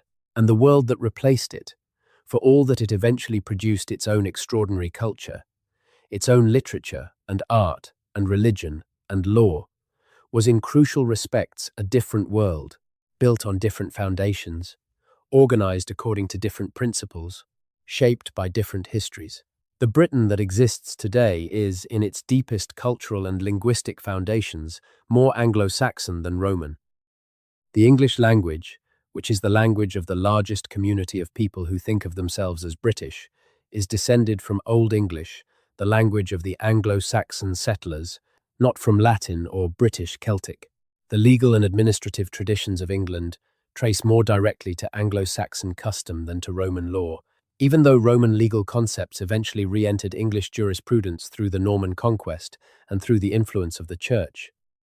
The Christianity, that is, the historical foundation of British religious culture, was reintroduced from Ireland and Rome in the late 6th and 7th centuries, not carried forward in unbroken continuity from the Romano-British Church. And yet, the river names are there, the Roman roads are there, underneath later construction, shaping the geometry of movement across the landscape. The Roman towns are there, ruined and buried, but there, under the modern cities that grew up on their sites, and sometimes incorporate the Roman street grid in their own layouts. The DNA of the Western British populations, in Wales and Cornwall, and parts of Ireland and Scotland, still carries the genetic signature of people who were there before the Saxons came. And the legends, the stories of Arthur and the lost world he defended, are still being told, still being reimagined, still carrying the memory of a world that was lost before the Saxons' grandchildren had settled in. Britain is, in some profound sense, a palimpsest, a document that has been written over many times, but where traces of earlier writing can still sometimes be read through the newer text above it. The Anglo-Saxon layer is the most visible, the most culturally dominant, the most linguistically present. But beneath it are older layers: Romano-British, Iron Age Celtic, Bronze Age, Neolithic, all the way back to the first humans who entered Britain when the land bridge to the continent still existed. And each of those layers has left its own traces in the landscape and in the biology and in the deepest structural features of the culture, even when the people who created those layers have been forgotten. The civilization that vanished in a single generation, the civilization of Roman Britain, left more traces than we sometimes realize, even though it left far fewer than it should have. And the work of finding those traces, of understanding what was there before it disappeared and what happened to it when it did, is one of the most important and most poignant projects in the whole of British historical scholarship. Because in finding those traces, in reading those older layers through the palimpsest, we come closer to understanding not just what happened in Britain in the 5th and 6th centuries, but something deeper and more universal about what civilizations are, how they work, why they fail, and what, if anything, survives when they do. The answer that history gives us, looking at Britain across 1500 years, is complicated and incomplete, and in some ways deeply sad. Most of what was built was lost. Most of what was known was forgotten. Most of the people who lived and worked and believed and hoped in Roman Britain left no individual trace in the record, no name, no story, no genetic descendants who can be confidently identified. The civilization they were part of came very close to complete erasure, but not quite complete. Not entirely. The rivers still carry their old names. The ruins of the towns still stand in some places. The Western British tradition carried something forward, even if only fragments. And in the soil of Britain, in bones buried in late Roman cemeteries and never disturbed, in the DNA of living people who carry, diluted and mixed with much else, genetic traces that connect them to the people of Roman Britain, something of what was lost persists. Not enough to recover what was lost, not enough to hear the voices of the people who were silenced, but enough to know they were there, that they mattered, that their civilization was real and complex and worth mourning. That is perhaps the most that can be said. They were there. They built something remarkable. They lost it, through a combination of catastrophes that no single generation of people could have prevented or fully understood. And they are gone, but not entirely, not quite. Not in the deepest layers of the landscape and the biology and the fragmentary memory that persists in names and legends and ruins. The silence of post-Roman Britain is not complete silence. Listen carefully enough, and you can still hear, very faintly, at the very edge of what is recoverable, the echo of the civilization that vanished. There is one more angle on this story that deserves serious attention, and it has become more prominent in recent years as new scientific techniques have been applied to the problem. It concerns the question of what, exactly, the early Anglo-Saxon settlers found when they arrived in Britain, and how that finding shaped what they did, and how they established themselves. For a long time, the default assumption was that Britain, even in its diminished post-Roman state, was still a relatively densely populated land when the Saxons arrived, and that the question of what happened to the Romano-British population was therefore primarily a question about their political and cultural displacement, about whether they were killed or enslaved or marginalized or absorbed. Recent work has begun to suggest that this default assumption may be significantly wrong, that by the time the main waves of Saxon settlement were occurring, in the later 5th and 6th centuries, Britain may have been far more depopulated than previously thought, so much so that the Saxons were in some areas settling a landscape that was close to empty. This idea, sometimes called the Great Plague hypothesis, or the sub-Roman depopulation thesis, draws on several converging lines of evidence. The paleo-environmental data, showing widespread agricultural abandonment and woodland regeneration in Britain during the 5th and 6th centuries, is one line of evidence. The near-total absence of any archaeological evidence for a functioning Romano-British population in most of eastern Britain during this period is another. The genetic evidence suggesting that the incoming Anglo-Saxon settlers contributed a very high proportion of the genes of subsequent British populations in the East is a third. And increasingly, there is the evidence from climate reconstruction and disease history, suggesting that the combination of climate deterioration, agricultural failure, and pandemic disease in the 5th and 6th centuries may have produced a mortality event in Britain comparable in scale to the Black Death of the 14th century. If this is right, if the population of Roman Britain was reduced by perhaps 50 or 60 or 70% between roughly 400 and 550 through a combination of causes, including famine, disease, violence, and simple emigration to safer places, then the scale of the catastrophe becomes even more staggering than the archaeological evidence alone suggests.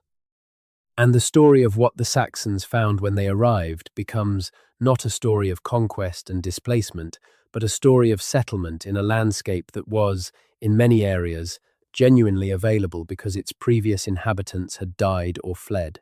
Not a land that was seized from people who were living on it, but a land that was empty because the people who had been living on it were gone. This does not make the history less tragic. If anything, it makes it more so.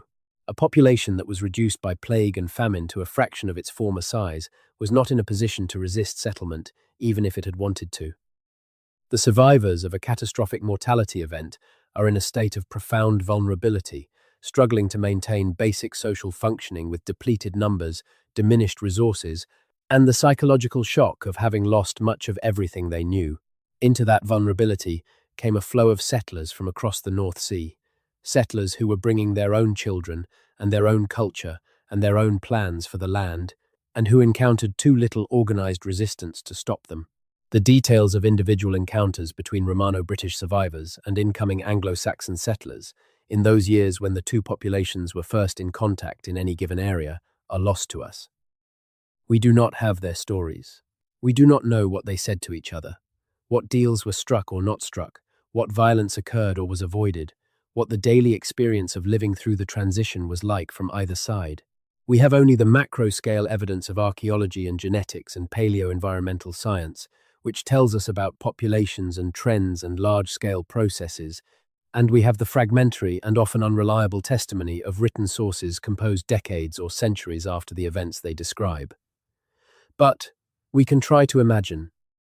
We can try to hold in mind both the scale of what was lost and the human reality of the individual lives within which that loss was experienced. An old man in his 70s in 450 or 460, a man who was born into the last decades of working Roman Britain, who remembered the Roman administration and the functioning towns and the bustling markets of his childhood, watching his grandchildren growing up in a world in which all of that was already memory and ruin, already as distant as another age. The process of forgetting that would have begun within that first generation after the collapse, as the things that were gone stayed gone, and the children grew up knowing only the world as it now was, not the world as it had been. The specific moment when the last person who remembered the forum at Verulamium in its working state died, taking that memory with them and leaving a silence where the memory had been. There is a particular poignancy in thinking about the Romano-British people who chose to stay in the areas being settled by the Saxons rather than fleeing to the west. We know from the genetic evidence and from occasional references in historical and legal sources that some Romano-British people did remain in the areas of Saxon settlement, and that at least some of them were absorbed into the new Anglo-Saxon society, though usually in a subordinate position. The early Anglo-Saxon law codes refer to a class of people called wheelers, which is the Old English word from which we get Welsh, literally meaning foreigners, and these people were assigned a lower legal status than free Anglo-Saxons. They were there, they had survived, they were recognized as distinct, as other, and they were being gradually absorbed, generation by generation, into the dominant culture, taking Anglo-Saxon names, speaking Anglo-Saxon, worshipping the Anglo-Saxon gods, and then the Anglo-Saxon version of Christian God when that religion arrived, losing with each generation more of whatever remained of their Romano-British heritage. The last speakers of British Celtic in the areas of Anglo-Saxon settlement, the last people for whom that language was a living tongue rather than a dimly remembered ancestral heritage, must have died sometime in the 6th or 7th century. We do not know their names. We do not know where they died, or how old they were, or whether they knew that when they died, a language that had been spoken in Britain for more than 1,000 years would have no more speakers in the east of the island. They probably did not know. Languages do not announce their own deaths. They simply thin out, used less and less by fewer and fewer people, until one day there is no one left to speak them in that place, and the silence that was always there underneath the words becomes permanent. The silence of post-Roman Britain is many silences. The silence of the abandoned towns, the silence of the fields reverting to scrub, the silence of the churches where no one is praying anymore, the silence of the schools where Latin is no longer being taught, the silence of the last speaker of a dying language, the silence of the last person who remembered what it had been like. All of these silences are part of the same great silence. The silence of a civilization that came and went and left the world changed, but itself mostly gone. We are trying, in our small way, to break that silence. To hear, through the archaeology and the genetics and the paleo-environmental science and the fragments of written testimony, something of what was there before the silence descended, we will not fully succeed. The silence is too deep, the loss too complete, the time too long. But the attempt matters, because it is a way of acknowledging that the people of Roman Britain existed, that their lives had weight and meaning and dignity, that their civilization was real and worth mourning, and that their disappearance was not simply the natural and inevitable outcome of historical forces operating on populations without faces or names, but a human catastrophe of extraordinary scale, experienced by individual people who did not deserve what happened to them. That acknowledgement is what history is for. Not just to know what happened, but to understand that what happened mattered to the people it happened to, and matters still to those of us who come after and who live in the world that was shaped by those events, whether we know it or not. Britain today is what it is partly because of what happened in the 5th and 6th centuries, partly because of what was lost then and what survived and what came in to fill the spaces left by what was lost. The English language, the English legal tradition, the English landscape with its Roman roads and its Celtic river names and its layers of successive cultural deposition, all of these are the living consequences of the catastrophe we have been describing. And the mystery at the heart of that catastrophe, the mystery of how a civilization of millions of people could disappear within a single generation, remains genuinely unsolved, genuinely mysterious, genuinely worth the attention we can bring to it. We have better tools than previous generations of scholars to investigate it. We have ancient DNA and isotope analysis, and sophisticated paleo-environmental reconstruction and computational modeling of population genetics. We are making progress. But the core of the mystery, the exact combination of causes and the exact scale of the catastrophe and the exact experience of the people who lived through it, remains beyond our reach. The silence will not tell us everything. It will only tell us that something extraordinary happened here, in this island, in those generations, and that the echoes of it are still reverberating if you know how to listen. And perhaps that is the right note on which to rest, if rest is what you are looking for. There is something in the contemplation of deep historical mystery that is not unlike the contemplation of the night sky. The further back you look, the fainter the light becomes, but the light is still there. The civilization of Roman Britain is very far away now, separated from us by 1,500 years and by the catastrophe that nearly erased it. But the light of it is still there, very faint, in the river names and the ruins and the genetic traces and the fragments of legend. And when you know how to look for it, when you know what you are looking for and why it matters, you can see it, just barely, at the very edge of the recoverable past. Britain before the Saxons was a remarkable place. The people who lived there were remarkable people. What happened to them was a tragedy, and the silence they left behind is one of the deepest and most haunting things in all of British history. Let the silence speak. Close your eyes and listen to it. Somewhere underneath everything else, underneath the English and the Norman French and the Latin of the Church, underneath the layers of subsequent history that have built up like geological strata over the foundations of Roman Britain, you can hear it. The river running over stones in a valley where a language that no one speaks anymore gave the river its name. The wind moving across a field that was abandoned in the 5th century and has been empty ever since. The echo of footsteps in a forum where no one has walked for 1500 years. The silence of Roman Britain, which is not quite silence, which is not quite gone. And somewhere in that silence, very far away and very faint, the voices of the people who were there before the silence descended, speaking names and carrying memories and hoping for futures that did not come, are still, if you are still enough, almost audible. Almost. Not quite, but almost. That is where we leave it. In the almost. In the space between the known and the unknown, between the recoverable and the lost, between the light that reaches us from a very distant past and the darkness that swallowed most of what that past contained. Britain before the Saxons was something that we are only beginning to understand and may never fully understand. But the attempt to understand it, the willingness to sit with the mystery and the silence and the faint traces of what was lost, is itself a form of tribute to the people who were there and are gone. They deserve that tribute.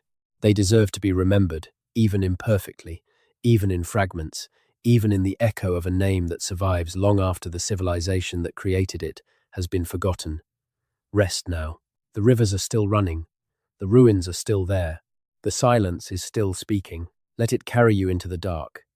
And know that somewhere beneath all of it, in the deepest layers of the landscape and the biology and the memory, the civilization of Roman Britain is still, just barely, alive. If this journey through the deep silence of British history has reached you tonight, wherever you are in the world, you can let it carry you further. You can tap like if you would like to see more stories told this slowly and this carefully. You can subscribe if you would like to come back when the next deep dive is ready. And if you would like to leave a comment, I always read them. Tell me where you are listening from, what city or country, what time it is where you are, whether it is dawn or midnight or somewhere in between. Someone is always awake in Tokyo, and someone is always drifting off in California, and someone is catching a quiet hour in London or Lagos or Melbourne or Seoul. We are all listening to the same old stories under the same sky, and that, perhaps, is the most important continuity of all. Good night. The silence is keeping watch. There is a place in Shropshire, in the west of England, close to the border with Wales, that offers one of the most astonishing glimpses of what post-Roman Britain actually looked like in the decades immediately after the Roman withdrawal. The town is called Wroxeter, which was once the Roman city of Viraconium Corniviorum, the 4th largest city in Roman Britain, the tribal capital of the Cornivi, with a population that, at its height, may have reached 15,000 people, and an infrastructure that included a massive forum basilica, public baths with elaborate water management systems, a grid of paved streets, and the full range of civic and commercial buildings you would expect from a prosperous Roman provincial city. What makes Wroxeter unique in the archaeology of post-Roman Britain is what happened there after the Roman withdrawal. In most Roman British towns, the evidence for occupation simply falls off a cliff sometime in the early 5th century and does not resume in any recognizable form until the Anglo-Saxon period. At Wroxeter, something different appears to have happened. Archaeological excavation of the site, particularly the work carried out in the 1990s by the archaeologist Philip Barker, revealed evidence that the town did not simply collapse and empty in the early 5th century. Instead, it seems to have undergone a remarkable transformation. The great Roman buildings, as elsewhere, began to decay, but rather than simply being abandoned, parts of the site were systematically reorganized. Large timber buildings were erected among and over the decaying Roman structures. A major new building program appears to have been undertaken, using a mixture of salvaged Roman materials and new timber construction that created a substantial complex of halls and associated structures in the heart of the old city. This new complex does not look like anything you would expect from a typical post-Roman rural settlement. It is too large, too organized, too clearly the product of significant resources and planning. It looks, some archaeologists have argued, like the seat of a major post-Roman ruler, Someone who had the authority and the resources to organize a significant building project in what was still the largest settlement in the region, and who chose to locate their power base within the physical remains of the Roman city rather than abandoning it for a new site. It looks, in other words, like someone who was consciously associating themselves with the legacy of Roman Britain, who was using the physical presence of the old city as a statement of continuity and legitimacy. The identity of this ruler, if ruler it was, is unknown. We have no names, no documents, no written records from Wroxeter in this period.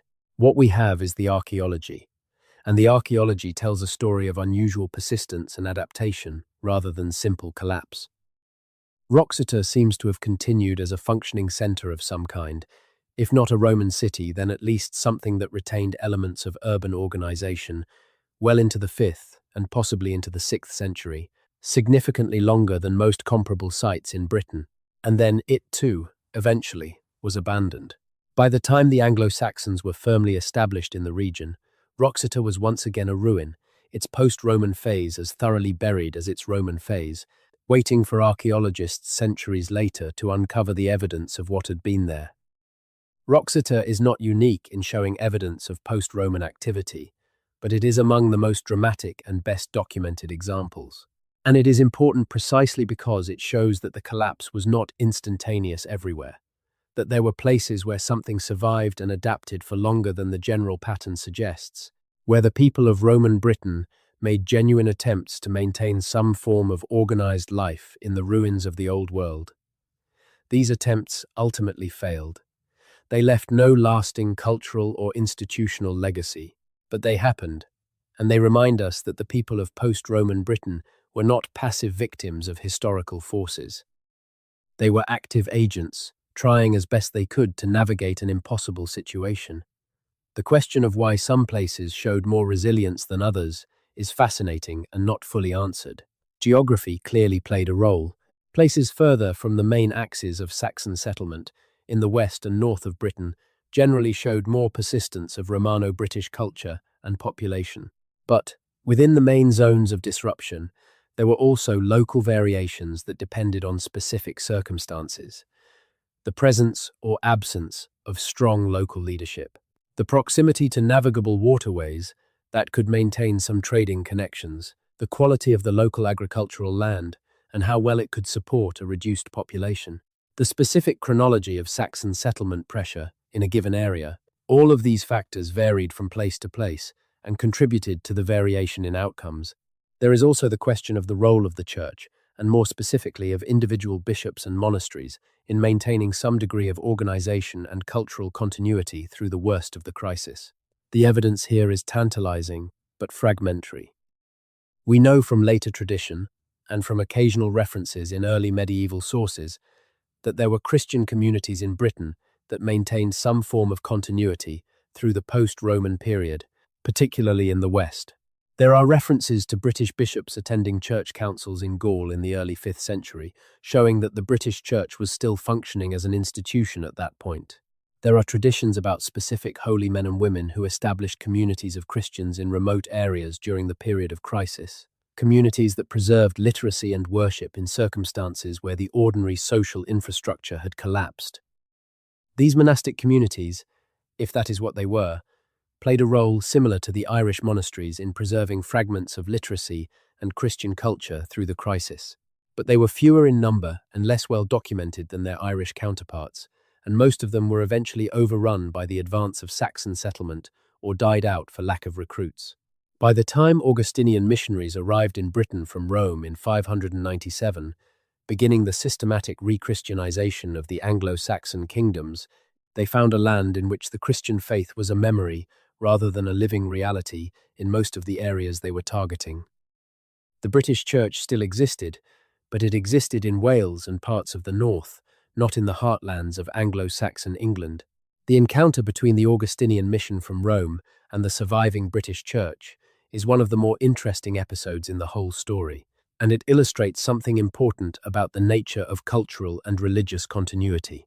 When Augustine, sent by Pope Gregory the Great, arrived in Kent in 597 and began converting the Anglo-Saxon king Ethelbert and his court.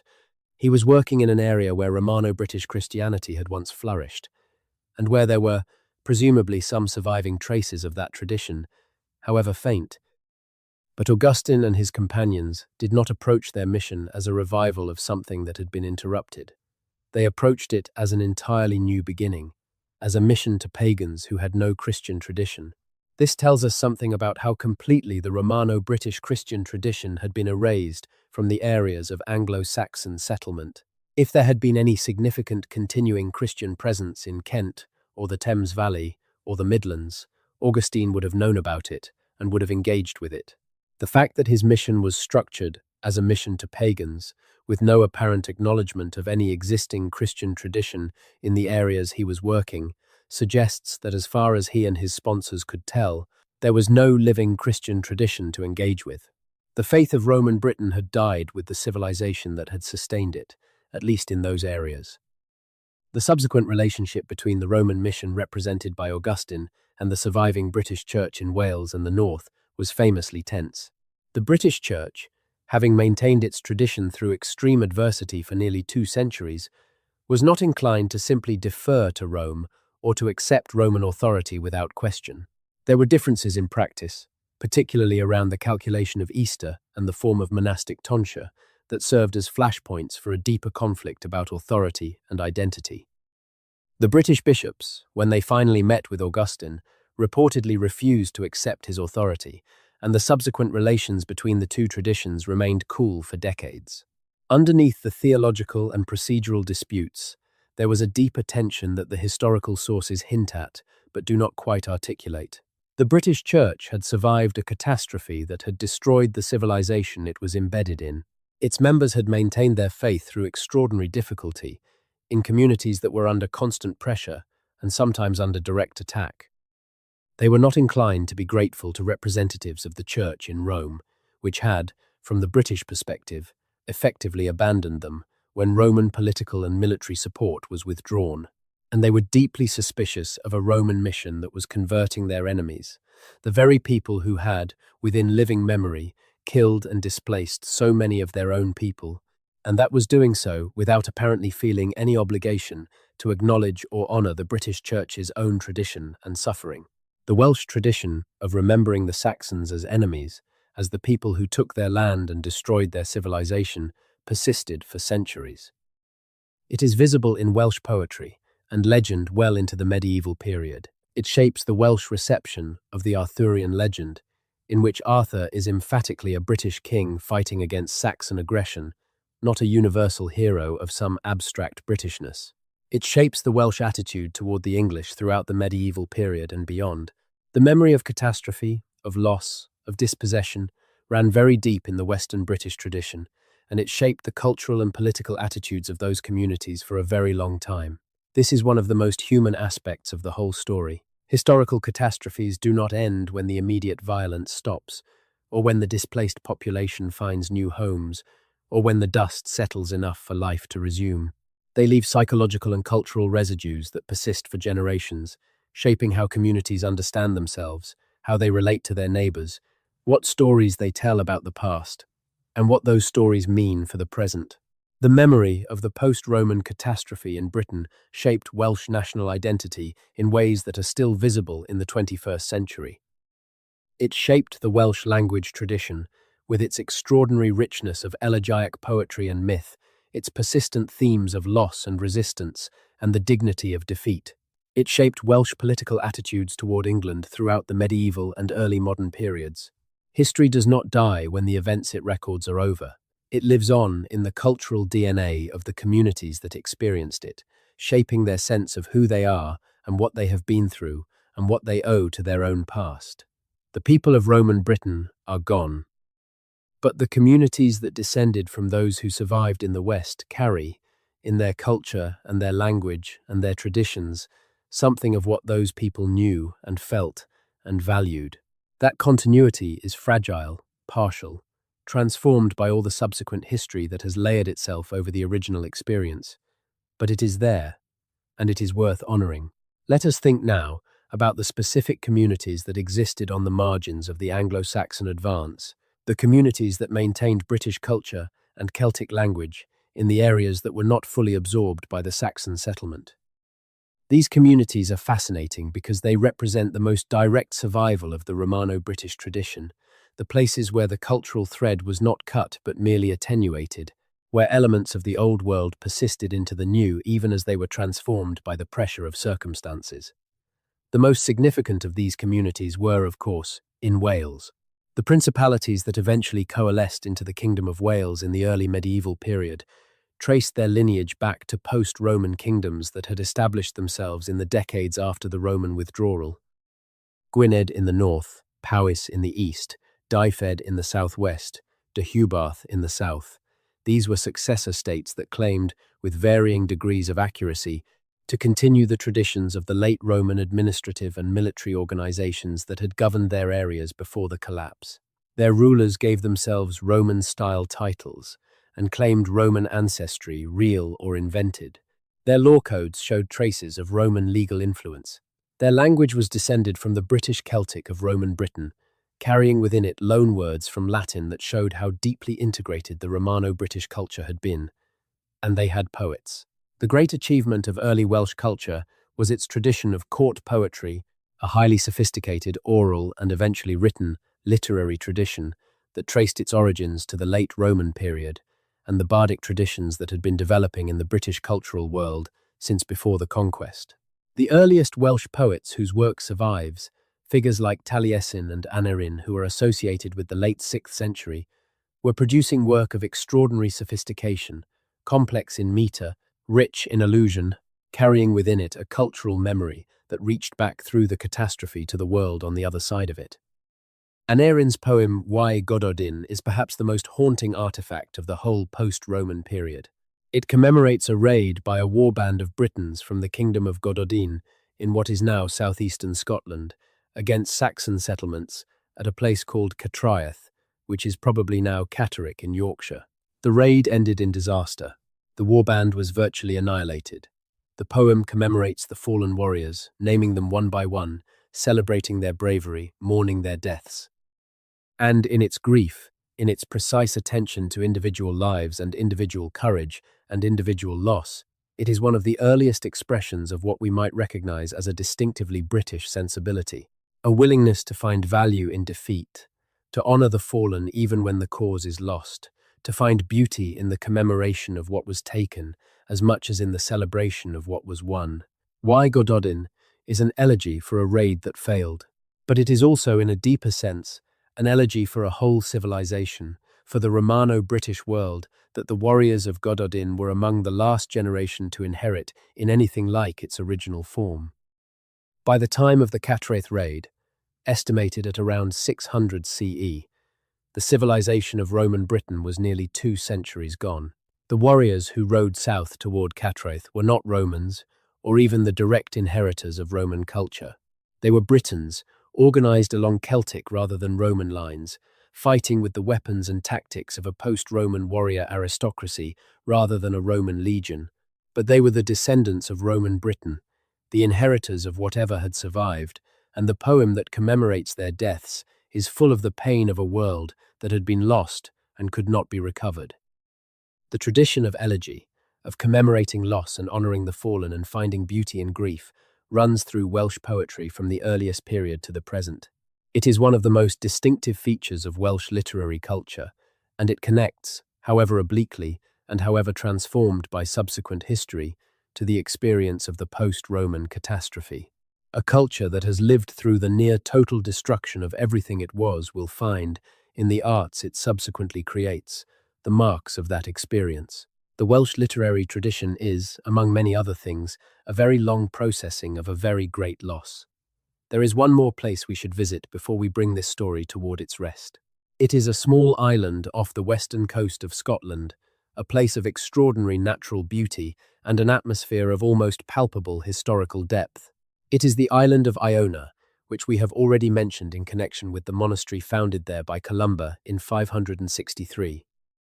But there is a dimension of Iona's significance for this story that goes beyond its role as a centre of Irish Christian mission. Because Iona's story illustrates the extraordinary complexity of cultural transmission and survival in the post-Roman world in ways that no other single place quite captures. Iona was, before Columba arrived, a place that had been inhabited for thousands of years, a place of significant importance in the pre-Christian sacred geography of Scotland and Ireland. It lay at the intersection of several maritime routes that connected the western shores of Scotland and Ireland, routes that had been used for trade and communication since the Bronze Age. When Columba chose it as the site for his monastery, he was choosing a place that already carried enormous symbolic weight, a sacred place that he was, in effect, converting to Christian use, carrying forward in new form the long human history of the place. The monastery Columba established at Iona became one of the most important centers of Christian culture in the early medieval world. It attracted scholars and craftsmen and scribes from across the British Isles and from the continent.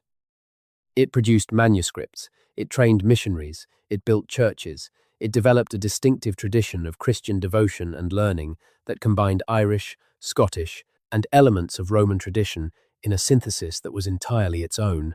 And it preserved, in its library and in the learning of its monks, fragments of the classical tradition that had been nearly extinguished in the catastrophe of the 5th and 6th centuries. The monks of Iona did not see themselves as preservers of a dead civilization. They were Christians, full of the confidence of a living faith, engaged in the urgent work of converting a pagan world and building the kingdom of God. But in doing their work, they also preserved. They copied manuscripts of classical authors alongside biblical texts. They maintained standards of Latin scholarship that had largely lapsed elsewhere in the post-Roman West.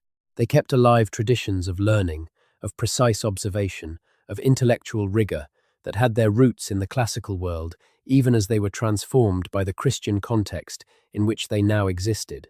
And from Iona, or through the network of monasteries connected to Iona, this preserved and transformed learning eventually returned to the mainland of Britain, reseeding the soil with a tradition that had nearly been extinguished there. The monk Aidan, sent from Iona to Northumbria in 635, established his monastery on the island of Lindisfarne, just off the coast of what is now Northumberland, and began the process of bringing Celtic Christian learning into contact with the Anglo-Saxon kingdoms that had been converted by the Roman mission from the south. The resulting synthesis of Irish, Roman, and Germanic elements was the foundation of the extraordinary cultural flowering of 7th and 8th century Northumbria that produced Bede, one of the greatest historians of the early medieval world, and the Lindisfarne Gospels, one of the greatest artworks. This is the circle closing. Learning that came to Britain with Rome, nearly extinguished in the catastrophe of the 5th and 6th centuries, surviving in fragments in the Celtic West, preserved and transformed in Ireland, carried back to Britain by Irish monks, combining with the Roman tradition returned via Canterbury, and with the Germanic cultural energy of the Anglo-Saxon kingdoms to produce something entirely new. That something entirely new was not Roman Britain.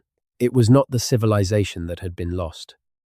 It was something different, something that could not have been predicted from the elements that went into it, something that carried within it the seeds of what would eventually become, centuries further down the line, the English literary and intellectual tradition, one of the great traditions of the Western world.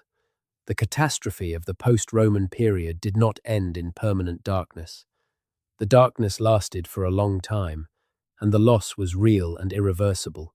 But from the wreckage of what was lost, and from the fragments that survived, and the new elements that arrived, something grew, not the same as what was lost, not a restoration or a continuation.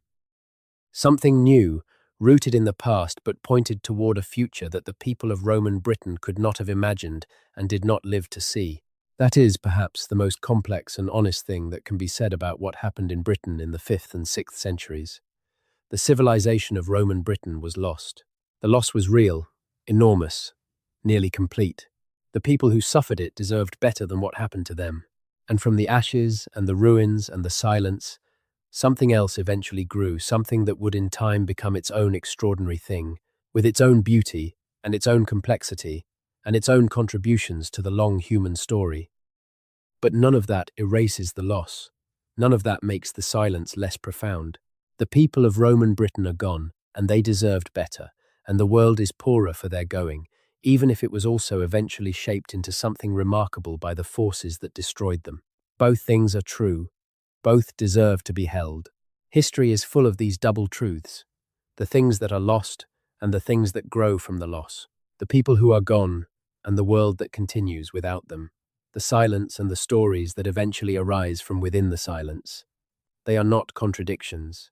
They are the way history actually works, the way loss and creation exist together in the same events and the same landscapes and the same long human story that we are all still part of. Before the Saxons arrived, there was a civilization in Britain. It was complex and sophisticated and real, and full of people with names and faces and futures. It vanished, in most of the island, within a single generation. The exact details of how and why remain mysterious, even now, with all the tools of modern scholarship brought to bear on the problem. The loss was real, the people were real. The silence they left behind is still, in places, almost audible.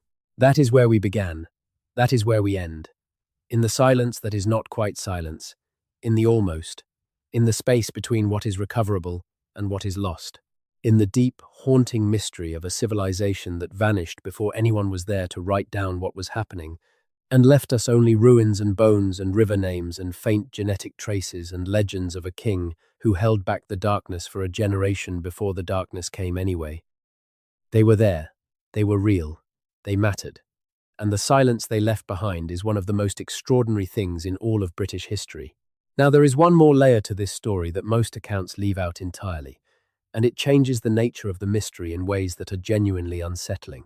It concerns what we know, or think we know, about the specific geography of the Saxon settlement, and what that geography suggests about where the Romano-British population actually went.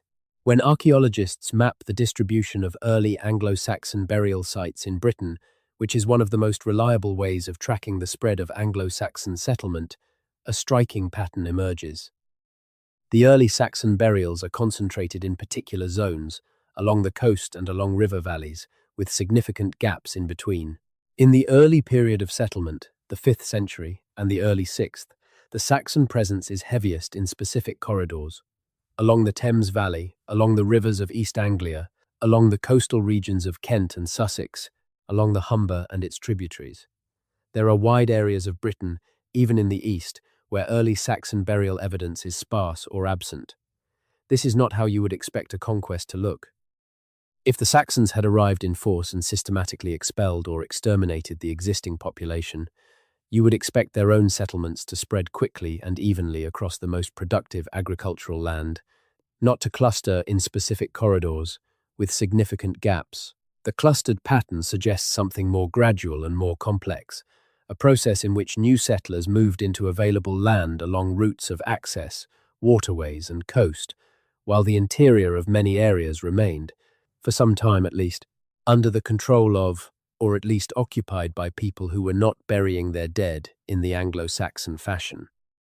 This raises the possibility, which some archaeologists have tentatively explored, that the interior of many parts of Britain may have had a more prolonged Romano-British or sub-Roman presence than the conventional picture suggests, and that the erasure of that presence was not primarily the result of direct Saxon expulsion, but of gradual demographic collapse and absorption over a longer period than the archaeological record might at first suggest. In this picture, there were pockets of Romano-British survival, scattered across even the most thoroughly Anglo-Saxonized parts of Britain, communities that clung on for longer than the main trend, communities whose members were gradually absorbed into the dominant Saxon culture over generations until there was nothing left to absorb. If this is correct, it adds yet another layer of human complexity to the story. The Romano-British survivors who remained in the areas of Saxon settlement were not simply expelled or killed. They lived alongside the new settlers, in a subordinate and probably increasingly marginalized position, for decades, and perhaps for a century or more. They watched the Saxon culture establish itself around them.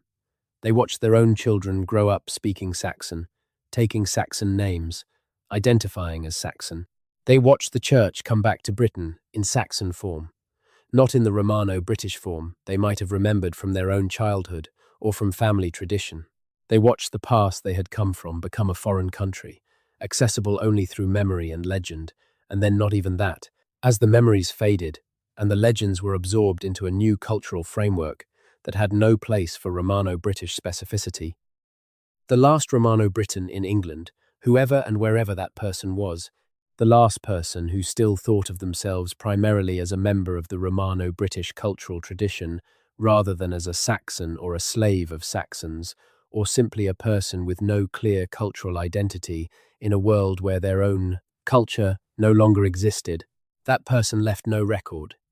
We do not know their name, or where they lived, or when they died.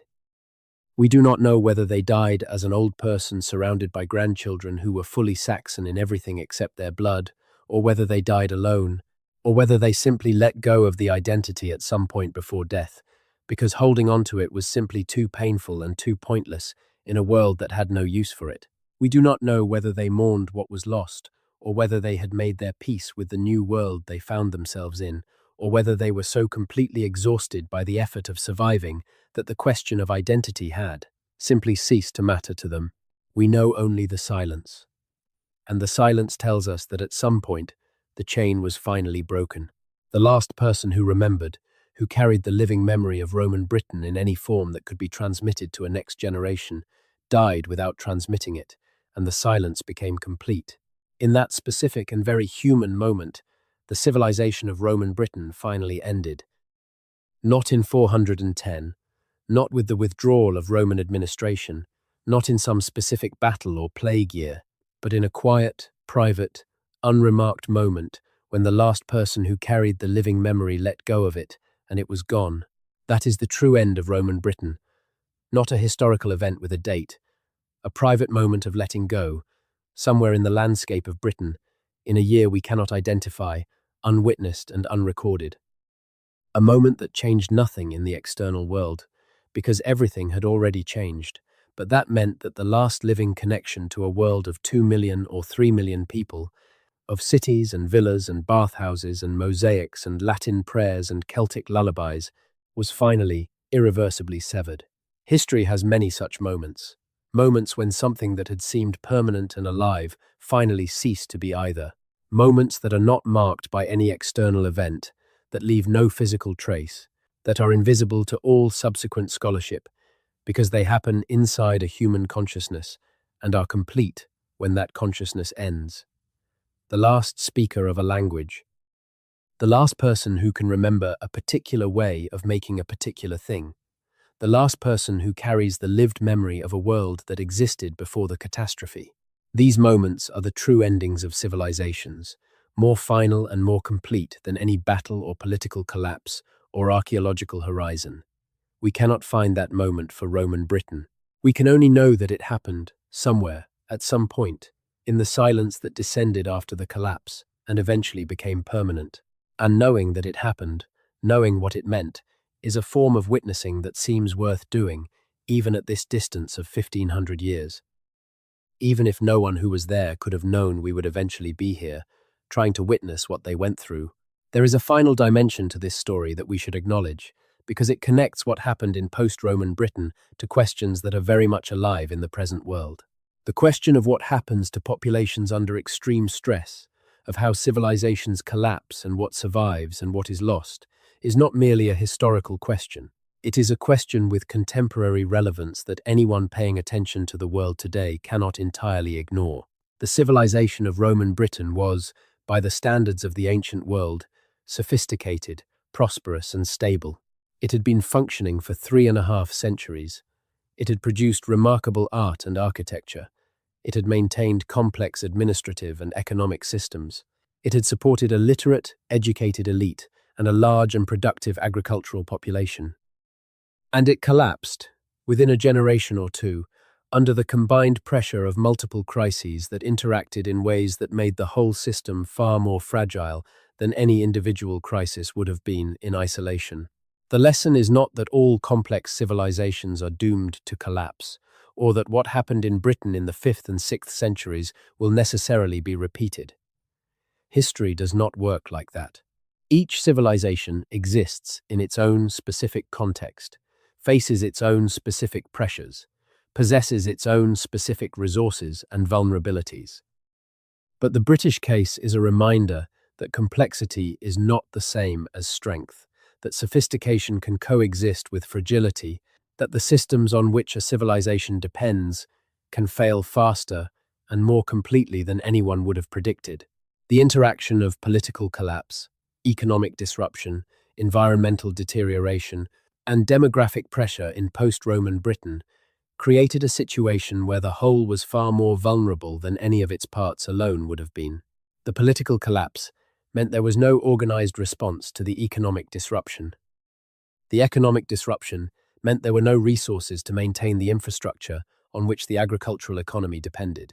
The agricultural failure meant there was no surplus to support the institutions, churches, schools, markets that normally transmit culture from one generation to the next. And the demographic pressure from the incoming Saxon settlers meant that the diminished and struggling Romano-British population had no space to rebuild. Systems that fail in this multi-layered, interactive way are very hard to recover from. Each failure makes the others worse. Each lost resource makes it harder to address the remaining crises. The momentum of collapse is self-reinforcing in a way that the momentum of growth is not, because collapse removes the very resources and institutions that would be needed to stop the collapse. In British terms, the towns that might have organized resistance were already depopulated. The church that might have maintained cultural continuity was already losing its institutional base.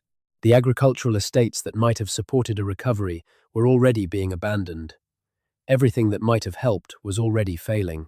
This kind of cascading, mutually reinforcing system failure is what historians sometimes call a complexity trap or a brittleness cascade, and it is a pattern that appears not just in Roman Britain, but in multiple historical examples of catastrophic civilizational collapse.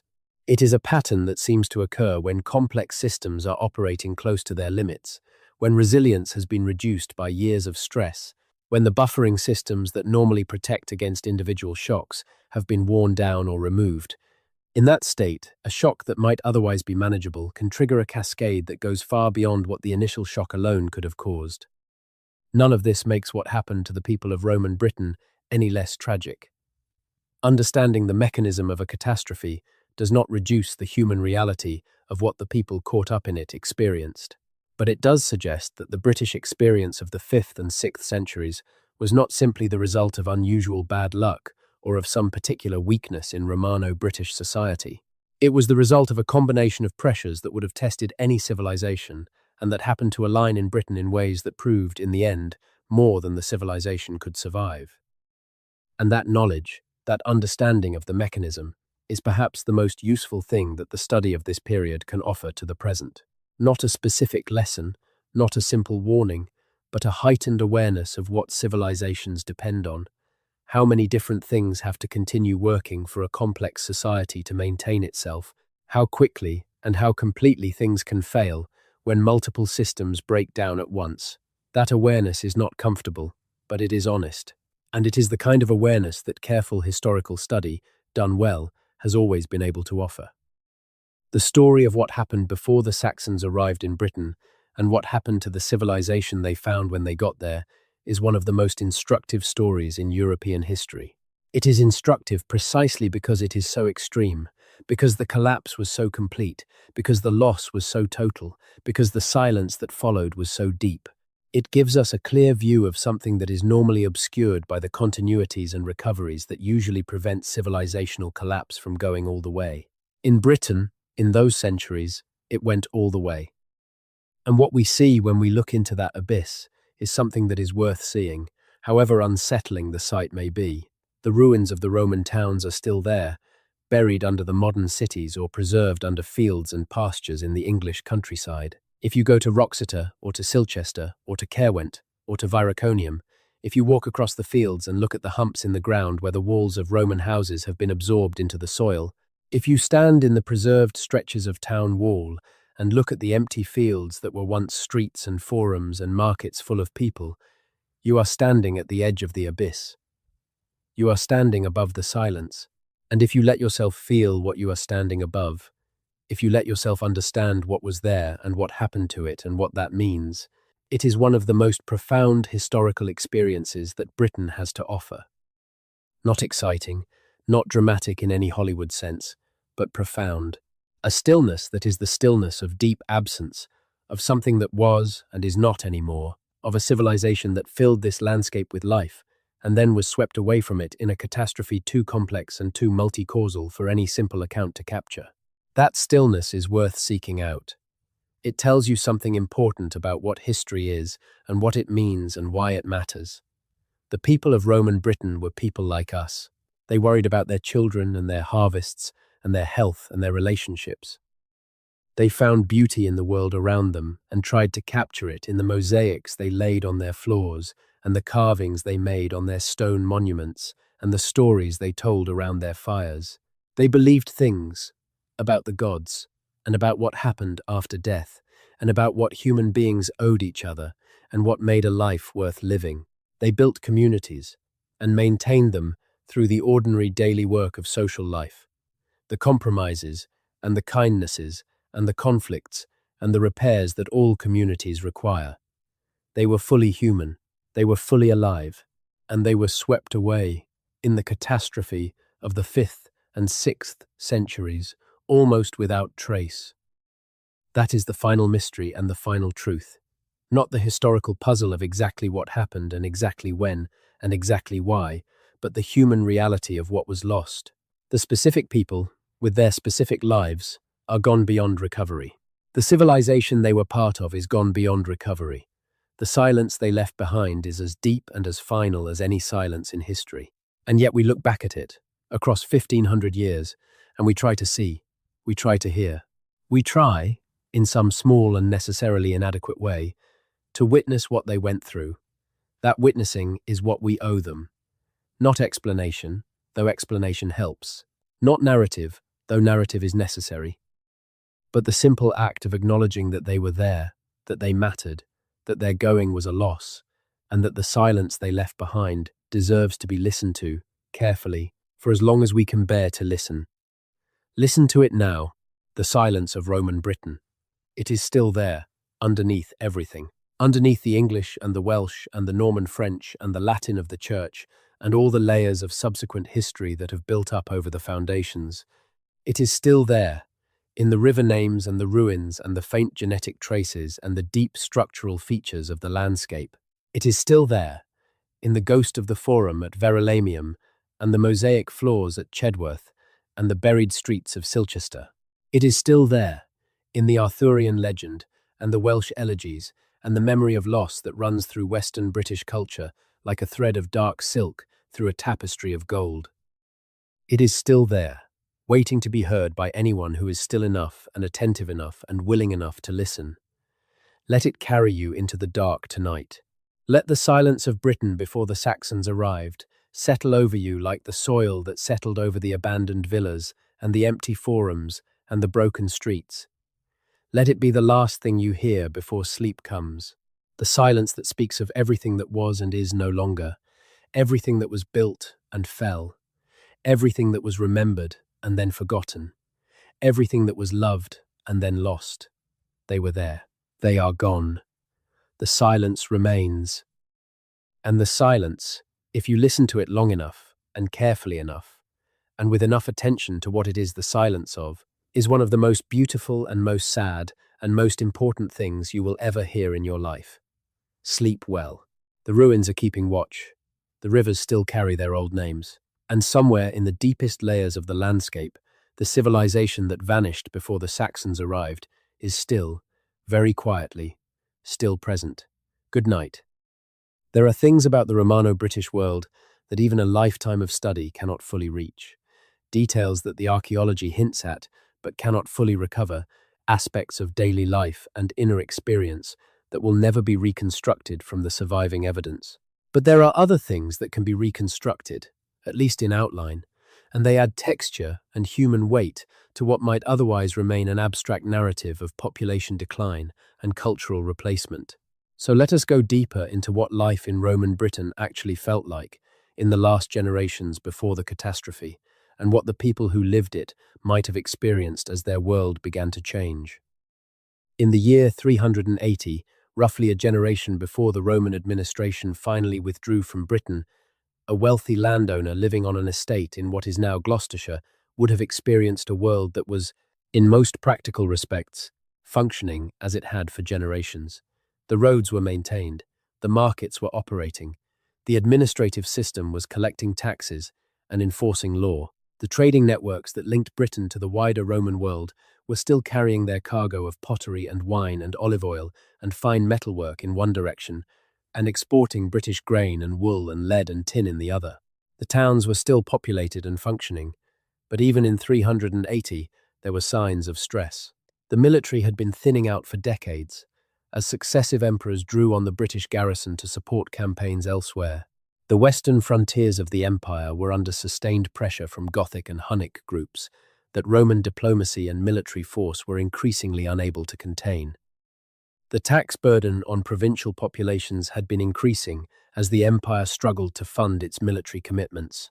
There were moments of significant political disruption, including the usurpation of Magnus Maximus, who took much of the British garrison to the continent in 383 inches, pursuit of his imperial ambitions, and never brought it back. A perceptive observer in Britain in 380 might have noticed these signs of strain and wondered what they meant for the future. But the human capacity for normalizing stress and maintaining optimism about the future is remarkable, and most people, in most places, at most times, continue to make their plans and raise their children and invest in their futures without allowing awareness of longer-term trends to override the practical necessities of daily life. The landowner in Gloucestershire in 380 was probably still commissioning repairs to his estate, still planning improvements, still worrying about the harvest and the price of wool and the behavior of his tenants and the health of his children. The catastrophe that was coming was not yet, to most observers, visible as a catastrophe. It was just a series of pressures and disruptions that seemed manageable, that seemed like the kind of thing the empire had always dealt with, that seemed unlikely to add up to the total collapse of the world they knew. By 400, the signs were harder to ignore. The Western Empire had suffered a series of catastrophic military defeats. The Visigoths under Alaric had sacked Rome in 410, an event that shocked the Roman world to its foundations, because Rome had not been sacked by an enemy since 390 BCE, 800 years earlier. The Rhine frontier had been crossed by massive numbers of Germanic peoples in the Great Crossing of 406, which effectively ended Roman control of much of the western provinces. Britain was increasingly isolated, cut off from the continental provinces by the collapse of Roman administration and military control in Gaul and Spain. Local leaders in Britain responded to this crisis in various ways. There were at least 3 usurpations by British-based pretenders to the imperial throne in the years around 406 to 407, each one taking troops from Britain to prosecute his campaign on the continent, further thinning the provincial garrison. The usurpation of Constantine III, who crossed to Gaul in 407 with what remained of the British garrison, was the effective end of regular Roman military presence in Britain. Whatever troops he left behind were a skeleton force at best, and they did not last long. In the years after 407, British communities were left to fend for themselves. Some of them apparently tried to maintain something like the Roman administrative system on their own, appointing local leaders to carry out the functions that Roman officials had previously performed. There are references in our sparse sources to British communities driving out Saxon and other raiding groups from their territories and organizing their own defense, which suggests that in the early years after the Roman withdrawal, some degree of organized community life was maintained. But without the resources, the institutional framework, and the external support that Roman imperial administration had provided, this self-organization was inherently fragile and could not last indefinitely. The late Roman economy in Britain had been extraordinarily complex and, it turned out, extraordinarily dependent on the institutional framework of the empire. The pottery industry, which we have already mentioned, is a case in point. The major pottery production centres of Roman Britain, places like the New Forest kilns and the Oxfordshire kilns and the Nene Valley kilns, were supplying standardized vessels to customers across the province through a distribution network that depended on maintained roads, secure trade routes, a functioning currency system, and demand from a population prosperous enough to buy wheel-thrown pottery rather than making their own. When any of these elements failed, the whole system became non-viable. When all of them failed simultaneously, which is what happened in the years around 410 to 430, the industry simply collapsed, and with it went the technical knowledge and the specialist skills that centuries of industrial pottery production had accumulated. This pattern repeated itself across the economy of Roman Britain. The metalworking industries that had supplied tools and weapons and decorative objects in standardized forms across the province depended on similar networks of supply and distribution that collapsed with the wider economy. The glass industry, which had been producing fine vessels for sale across Britain, vanished. The textile industries, which had been producing finished cloth and exporting it in large quantities, shrank to purely local production. One by one, the complex interdependent systems of the Roman economy failed, each failure making the others worse, until what remained was a purely local subsistence economy with none of the surplus, none of the specialization, and none of the interconnection that had made Roman Britain prosperous. In a subsistence economy, you cannot maintain the infrastructure of a complex civilization. You cannot keep roads repaired and aqueducts flowing and town walls standing when every family is focused on producing enough food to survive the coming winter. The surplus that infrastructure maintenance requires does not exist when the agricultural economy has shrunk to bare subsistence. And once the infrastructure begins to fail, the economy shrinks further, because the infrastructure was part of what made agricultural productivity possible in the first place. The drainage systems, the managed river crossings, the efficient road network that moved goods from areas of surplus to areas of need, all of these were contributions to agricultural productivity that disappeared with the infrastructure, and their disappearance made the agricultural crisis worse. Round and round the spiral goes, each element of the collapse reinforcing the others, each resource lost making the remaining situation less sustainable until the endpoint is reached. And in Britain, the endpoint was reached remarkably quickly. The archaeological evidence suggests that the economic collapse was essentially complete within 20 or 30 years of the Roman withdrawal. The potteries were shut. The metalworkers had stopped producing for a wider market. The town markets were empty. The trading networks were gone. And the population, unable to maintain the complex agricultural system that had supported its previous density, was beginning its catastrophic decline. In this context, the arrival of Saxon settlers from across the North Sea takes on a different character than the traditional narrative of invasion and conquest suggests. For most of the 5th century, Britain was not being conquered by a conquering army with a unified political purpose. It was being settled by waves of agricultural migrants who were moving into a landscape that was, in many areas, becoming available because its previous inhabitants were dying or leaving. The collapse of the Romano-British economy and the decline of the Romano-British population created a kind of vacuum in the landscape, and the Saxon settlers, whatever their initial relationship with the existing population, were ultimately filling that vacuum. This does not mean there was no violence. There was certainly violence, in specific places and at specific times, and the overall experience of the Romano-British population in the areas being settled was one of displacement and marginalization and loss. Whether that loss was the result of direct violence or the slower violence of economic displacement and social marginalization. But the narrative of invasion and conquest, the narrative that implies a Roman-British population displaced by a victorious enemy, does not quite capture the reality of a Roman-British population that was already collapsing before the main Saxon settlement began, and that was, in many areas, already too reduced to offer effective resistance to settlers who were moving into abandoned land. The Saxons who settled in Britain were not, for the most part, moving into a land full of people who were forced off their land at sword point. They were moving into a land where many of the former inhabitants were already gone, dead from disease or famine, fled to safer areas, or absorbed into the new political arrangements as a subordinate class. The land was available. The incomers took it, and in taking it, they were not conscious of destroying a civilization, because by the time they arrived in significant numbers, the civilization was already largely destroyed. This is, in some ways, the most uncomfortable version of the story. It is more comfortable to imagine a heroic British resistance, a people who fought for their civilization against overwhelming odds and were eventually defeated but not erased.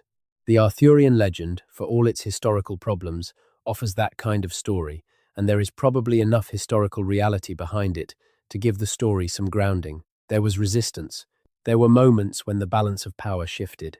There were probably local and temporary victories. But the underlying reality was a demographic and economic collapse so severe that no military resistance, however heroic, could have reversed it. The population was too reduced, the resources too depleted, the institutional framework too thoroughly dismantled for any political or military initiative to restore what had been lost.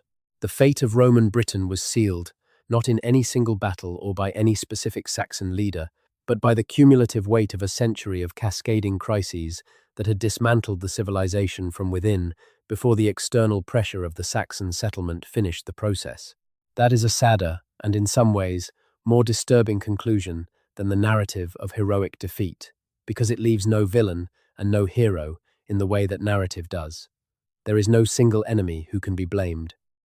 There is no single champion whose defeat was the decisive moment. There is only the slow, grinding, multi-causal catastrophe of a civilization that was caught by the interaction of forces too large and too various for any human response to counter, and that went down, in the end, in silence and confusion, and the ordinary heartbreak of people trying to maintain their lives in circumstances that were making ordinary life impossible. The people of Roman Britain deserved better. They did not get what they deserved.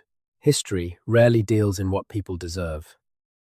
It deals in what actually happens, which is often unfair in ways that no one planned and no one wanted and no one could have prevented, because the forces that shape historical events are beyond the control or even the understanding of the people caught up in them.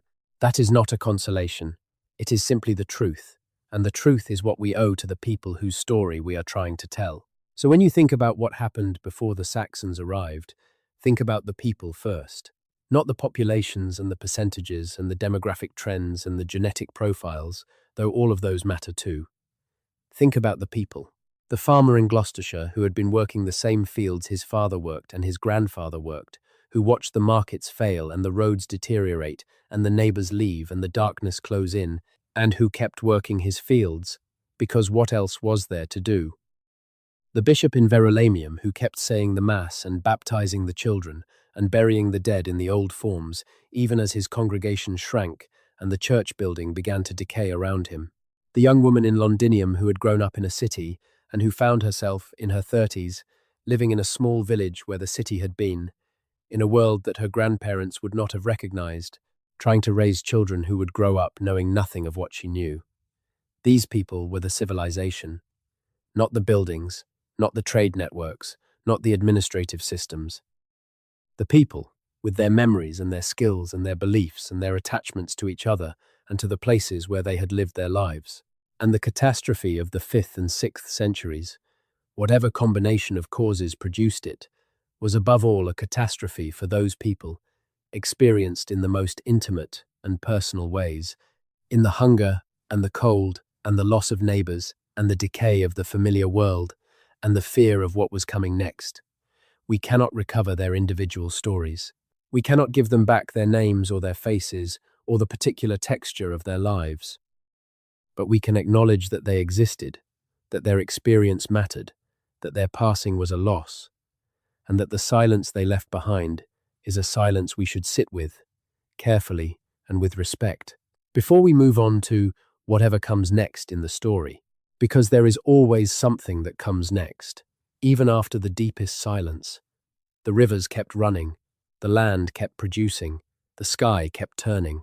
And eventually, out of the silence and the ruins and the faint genetic traces and the river names and the legends of a lost world, something new grew. It was not what was lost. It could not be. But it was real, and it was alive, and it carried within it, however transformed and however unconsciously, something of what had been there before. That is where the story leaves us. Not with the silence alone, though the silence is real and deserves to be honored, but with the silence and the life that eventually came back to fill it, in forms that no one who lived through the catastrophe could have predicted. The life that came back was different. It was new. It was, in crucial respects, a new civilization rather than a continuation of the old one. But it was life, and it was in Britain, and it was shaped by the landscape and the deep history and the faint cultural memories that the catastrophe had not quite been able to erase. And we, who are the inheritors of everything that came after, who speak a language descended from the language of the settlers who arrived after the catastrophe, who live in a country whose cultural foundations were laid in the centuries after the Romano-British civilization fell, we carry within us, somewhere in the deepest layers of who we are and how we think and what we value, some echo of what was there before. Not much, not clearly, but something. A ghost of a civilization that vanished before it could be properly recorded, that left behind only ruins and bones and river names and the distant memory of a king who held back the darkness. Listen for it, when you can, in the names of the rivers, in the shape of the landscape, in the ruins that are there under the fields and under the cities, waiting to be found, in the stories that have survived, transformed and mythologized, but still carrying some trace of the history that generated them, in the silence itself, which is the deepest record of all. They were there, they are gone, the silence speaks. And now, as the darkness settles and the words begin to slow and the images from this long journey through a very deep history begin to fade, know that you have spent time with something real and important and genuinely mysterious.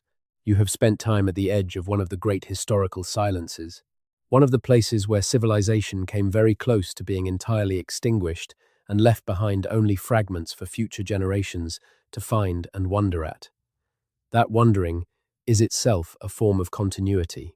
The people of Roman Britain are gone, but we are here, wondering about them, trying to hear them through the silence, trying to understand what they experienced and what they lost and what it meant. In that wondering, they are not entirely absent. In that wondering, the chain of human attention that links us to the past and to each other and to all the lost worlds that preceded the world we know is maintained, however tenuously, for another night. Sleep now. Let the silence of Roman Britain settle over you like the silence of a very old and very deep night. Let the ruins stand in the dark outside, keeping their patient watch over a history that is still, even now, only partially understood. Let the rivers run in the moonlight, carrying their old names through a landscape that has changed beyond recognition, while somehow remaining, in its deepest structure, what it always was. The people who were there before the Saxons arrived did not vanish without a trace. They left their names on the rivers. They left their bones in the ground. They left their ruins in the fields. They left their memory in the legends. And they left, in the deepest layers of the landscape and the culture, and perhaps even the biology of the country they inhabited, something that all the subsequent centuries of change have not quite been able to erase. That is enough. It is not what they deserved, but it is enough to know they were real, to know their civilization was extraordinary, to know their loss was a loss, and to carry that knowledge, however lightly, into the night. Good night. The silence is speaking. Listen, if you can, before sleep comes. There is something that happens when you spend enough time sitting with historical mystery, something that is difficult to describe, but that anyone who has done it will recognize. The mystery stops being an intellectual puzzle and starts being something more like a presence. You begin to feel the weight of what you do not know as something real, something tangible, something that presses on you with its own kind of gravity. The silence of post-Roman Britain is like that. Once you understand what it is, the silence of, once you understand the scale and the nature of what was lost, the silence becomes almost physical. It has weight, it has texture. It is the silence of millions of lives, of an entire civilization, of a way of being human in this particular place, that came very close to total extinction. There are places in Britain where that silence is more palpable than others. The site of the Roman town of Caleva Atrebatum, now known as Silchester in Hampshire, is one of those places. Unlike most Roman British towns, Silchester was never built over in the medieval or modern period. It sits now as an open field, surrounded by a remarkably well-preserved section of Roman town wall, with the faint outline of the Roman street grid still visible as slight variations in the level of the ground. Beneath the grass, the foundations of Roman buildings, temples, a basilica, private houses, shops, an amphitheatre just outside the walls are all still there, preserved by 2,000 years of agricultural use that has kept the site intact without excavating it.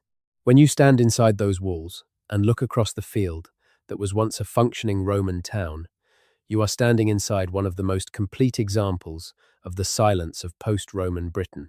The town was abandoned sometime in the 5th or 6th century and never reoccupied in a significant way. Its silence is literal, the silence of a place where no city has since been built to overlay and obscure the traces of what was there. And that literal silence creates a space in which the historical silence, the silence of the lost civilization, is somehow more accessible than in the places where subsequent settlement has covered the Roman remains with layers of later history. What you feel at Silchester, if you go there on a quiet day and let yourself be still, is the pressure of absence. Not dramatic absence, not the dramatic ruin of a great building slowly falling, but the flat, quiet absence of a field where a city used to be. A field where people walked and traded and argued and prayed and fell in love and raised their children and died, and where now there is grass and sheep and the wind and the very old stone of the Roman wall, keeping its patient watch over all the absence inside it. The wall at Silchester is among the most intact stretches of Roman town wall surviving in Britain. In some places, it stands to a height of 5 meters or more, built of alternating courses of stone and tile in the characteristic Roman fashion. It is enormous and solid, and after 2,000 years, still unmistakably the work of skilled and organized builders. And it surrounds nothing. That is what makes it so haunting. It was built to enclose a city. The city it enclosed is gone. The wall remains, doing its job of enclosure without anything to enclose, a frame around an absence, a boundary around a silence. If Roman Britain has a monument, it is perhaps this, not one of the great buildings, which are all too ruined or too buried to give a full sense of what they were. Not the roads, which are too overlaid by subsequent history to be seen clearly in their Roman context.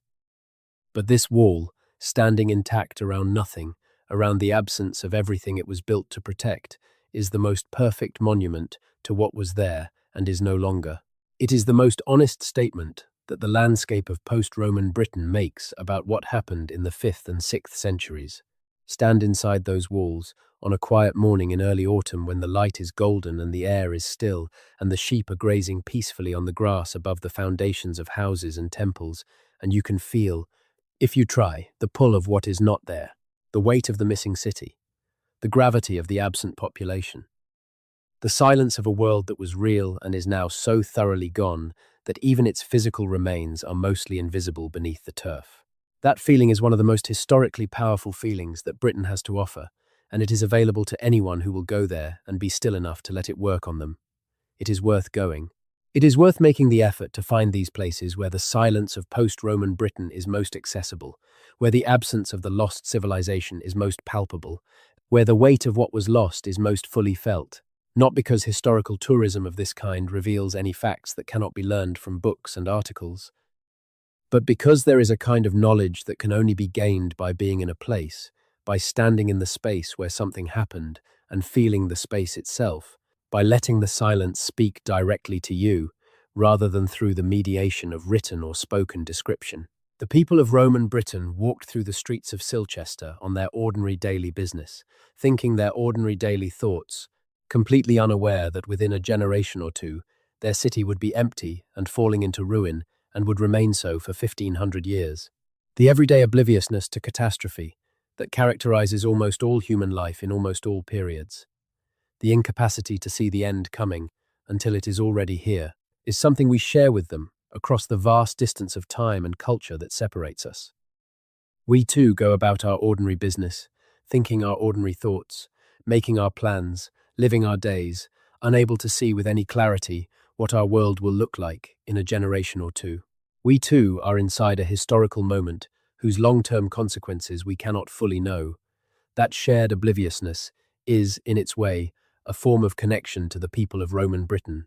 We do not know what they knew or believed or loved or feared in their specific, historically conditioned ways. But we know what it feels like to be alive in a world that seems solid and permanent and will not feel that way to the people who look back at it a millennium and a half from now. We know what it feels like to be inside a historical moment rather than looking back at it from outside. And in that knowing, we are perhaps closer to the people of Roman Britain than we are to the historians who write about them, because we are living the same experience of historical embeddedness that they lived, even if the specific content of our world is utterly different from theirs. That thought, that the people of Roman Britain were as fully inside their moment as we are inside ours, as unaware of what was coming as we are of what is coming for us, is both humbling and humanizing. It strips away the distance that historical perspective creates, the sense that the past was a different and lesser world, populated by people who are easy to understand because we can see the whole arc of their story from outside. They were not easy to understand. They were as complex and as opaque to outside understanding as we are. Their world was as vivid and as real and as immediate to them as ours is to us. And its ending, when it came, was as unexpected and as bewildering and as devastating as any ending would be to any people living in any world that seemed, until the end came, solid and permanent.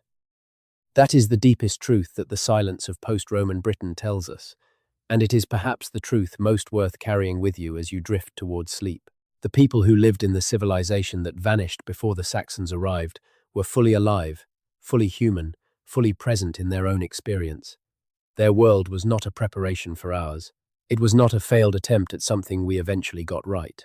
It was its own thing, complete in itself, worth having existed for its own sake, and its passing was a loss in its own right, not merely a stage in a longer story that eventually led to us. They matter. Not because they were our ancestors or because their civilization was a step toward our civilization, but because they were people. And people always matter, and their particular kind of peoplehood, their particular way of being human in this particular place, at this particular time, was irreplaceable and is irretrievably gone. The silence says that, if you listen carefully enough, it says, we were here, we were real, we mattered, we are gone. And we, listening across 1500 years, can say back, yes, you were there, you were real, you mattered. You are remembered, however imperfectly, however incompletely, however mediated by the enormous distance of time and change. You are not entirely forgotten. The silence is not complete. Not yet.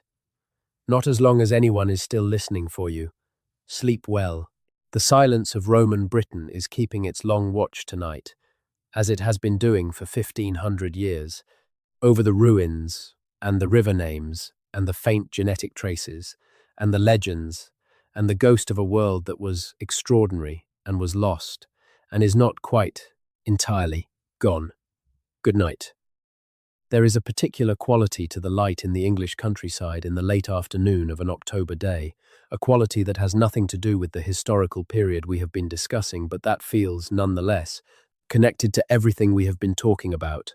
It is a low, warm, horizontal light that makes the grass very green and the shadows very long, and the old stones of walls and ruins and field boundaries glow with a golden warmth that seems to belong to another age entirely.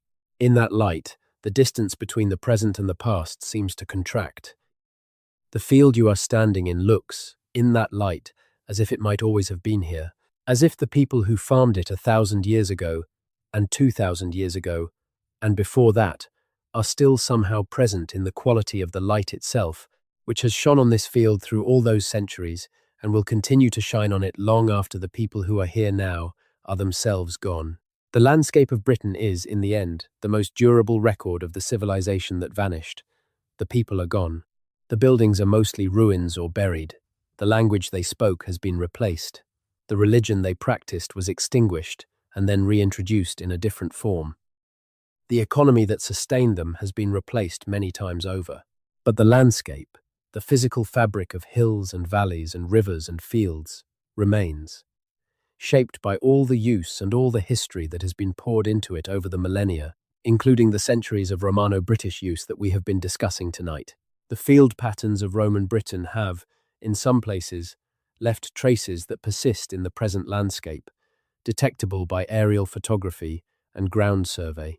The Roman road network, though mostly overlaid by later construction or reverted to farmland, continues to influence the geometry of movement through the British landscape in ways that are sometimes still visible. The ridge and furrow of medieval agriculture, visible in countless English fields as parallel undulations in the grass, sometimes overlay and preserve the earthworks of earlier Romano-British field systems, creating a palimpsest of agricultural history that stretches back 2,000 years and more. The rivers, as we have said, still carry their old names. The hills are still the same hills. The sky is still the sky that the people of Roman Britain looked up at, winter and summer, watching the same stars move through the same darkness, feeling the same cold or the same warmth, breathing the same air.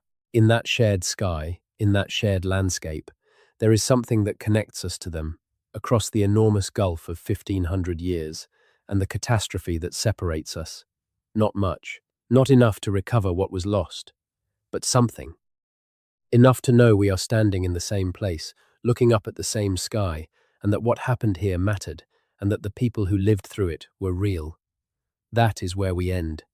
In the landscape, in the light, in the shared sky over a country that has been many things, and is now something different from all of them, carrying within it the traces of everything it has been, including the extraordinary and largely vanished civilization that existed here before the Saxons arrived, and that deserves, even now, even at this distance, to be remembered and honoured and mourned. Rest. The light is fading. The old stones are still warm from the afternoon sun. The rivers are running in the dark.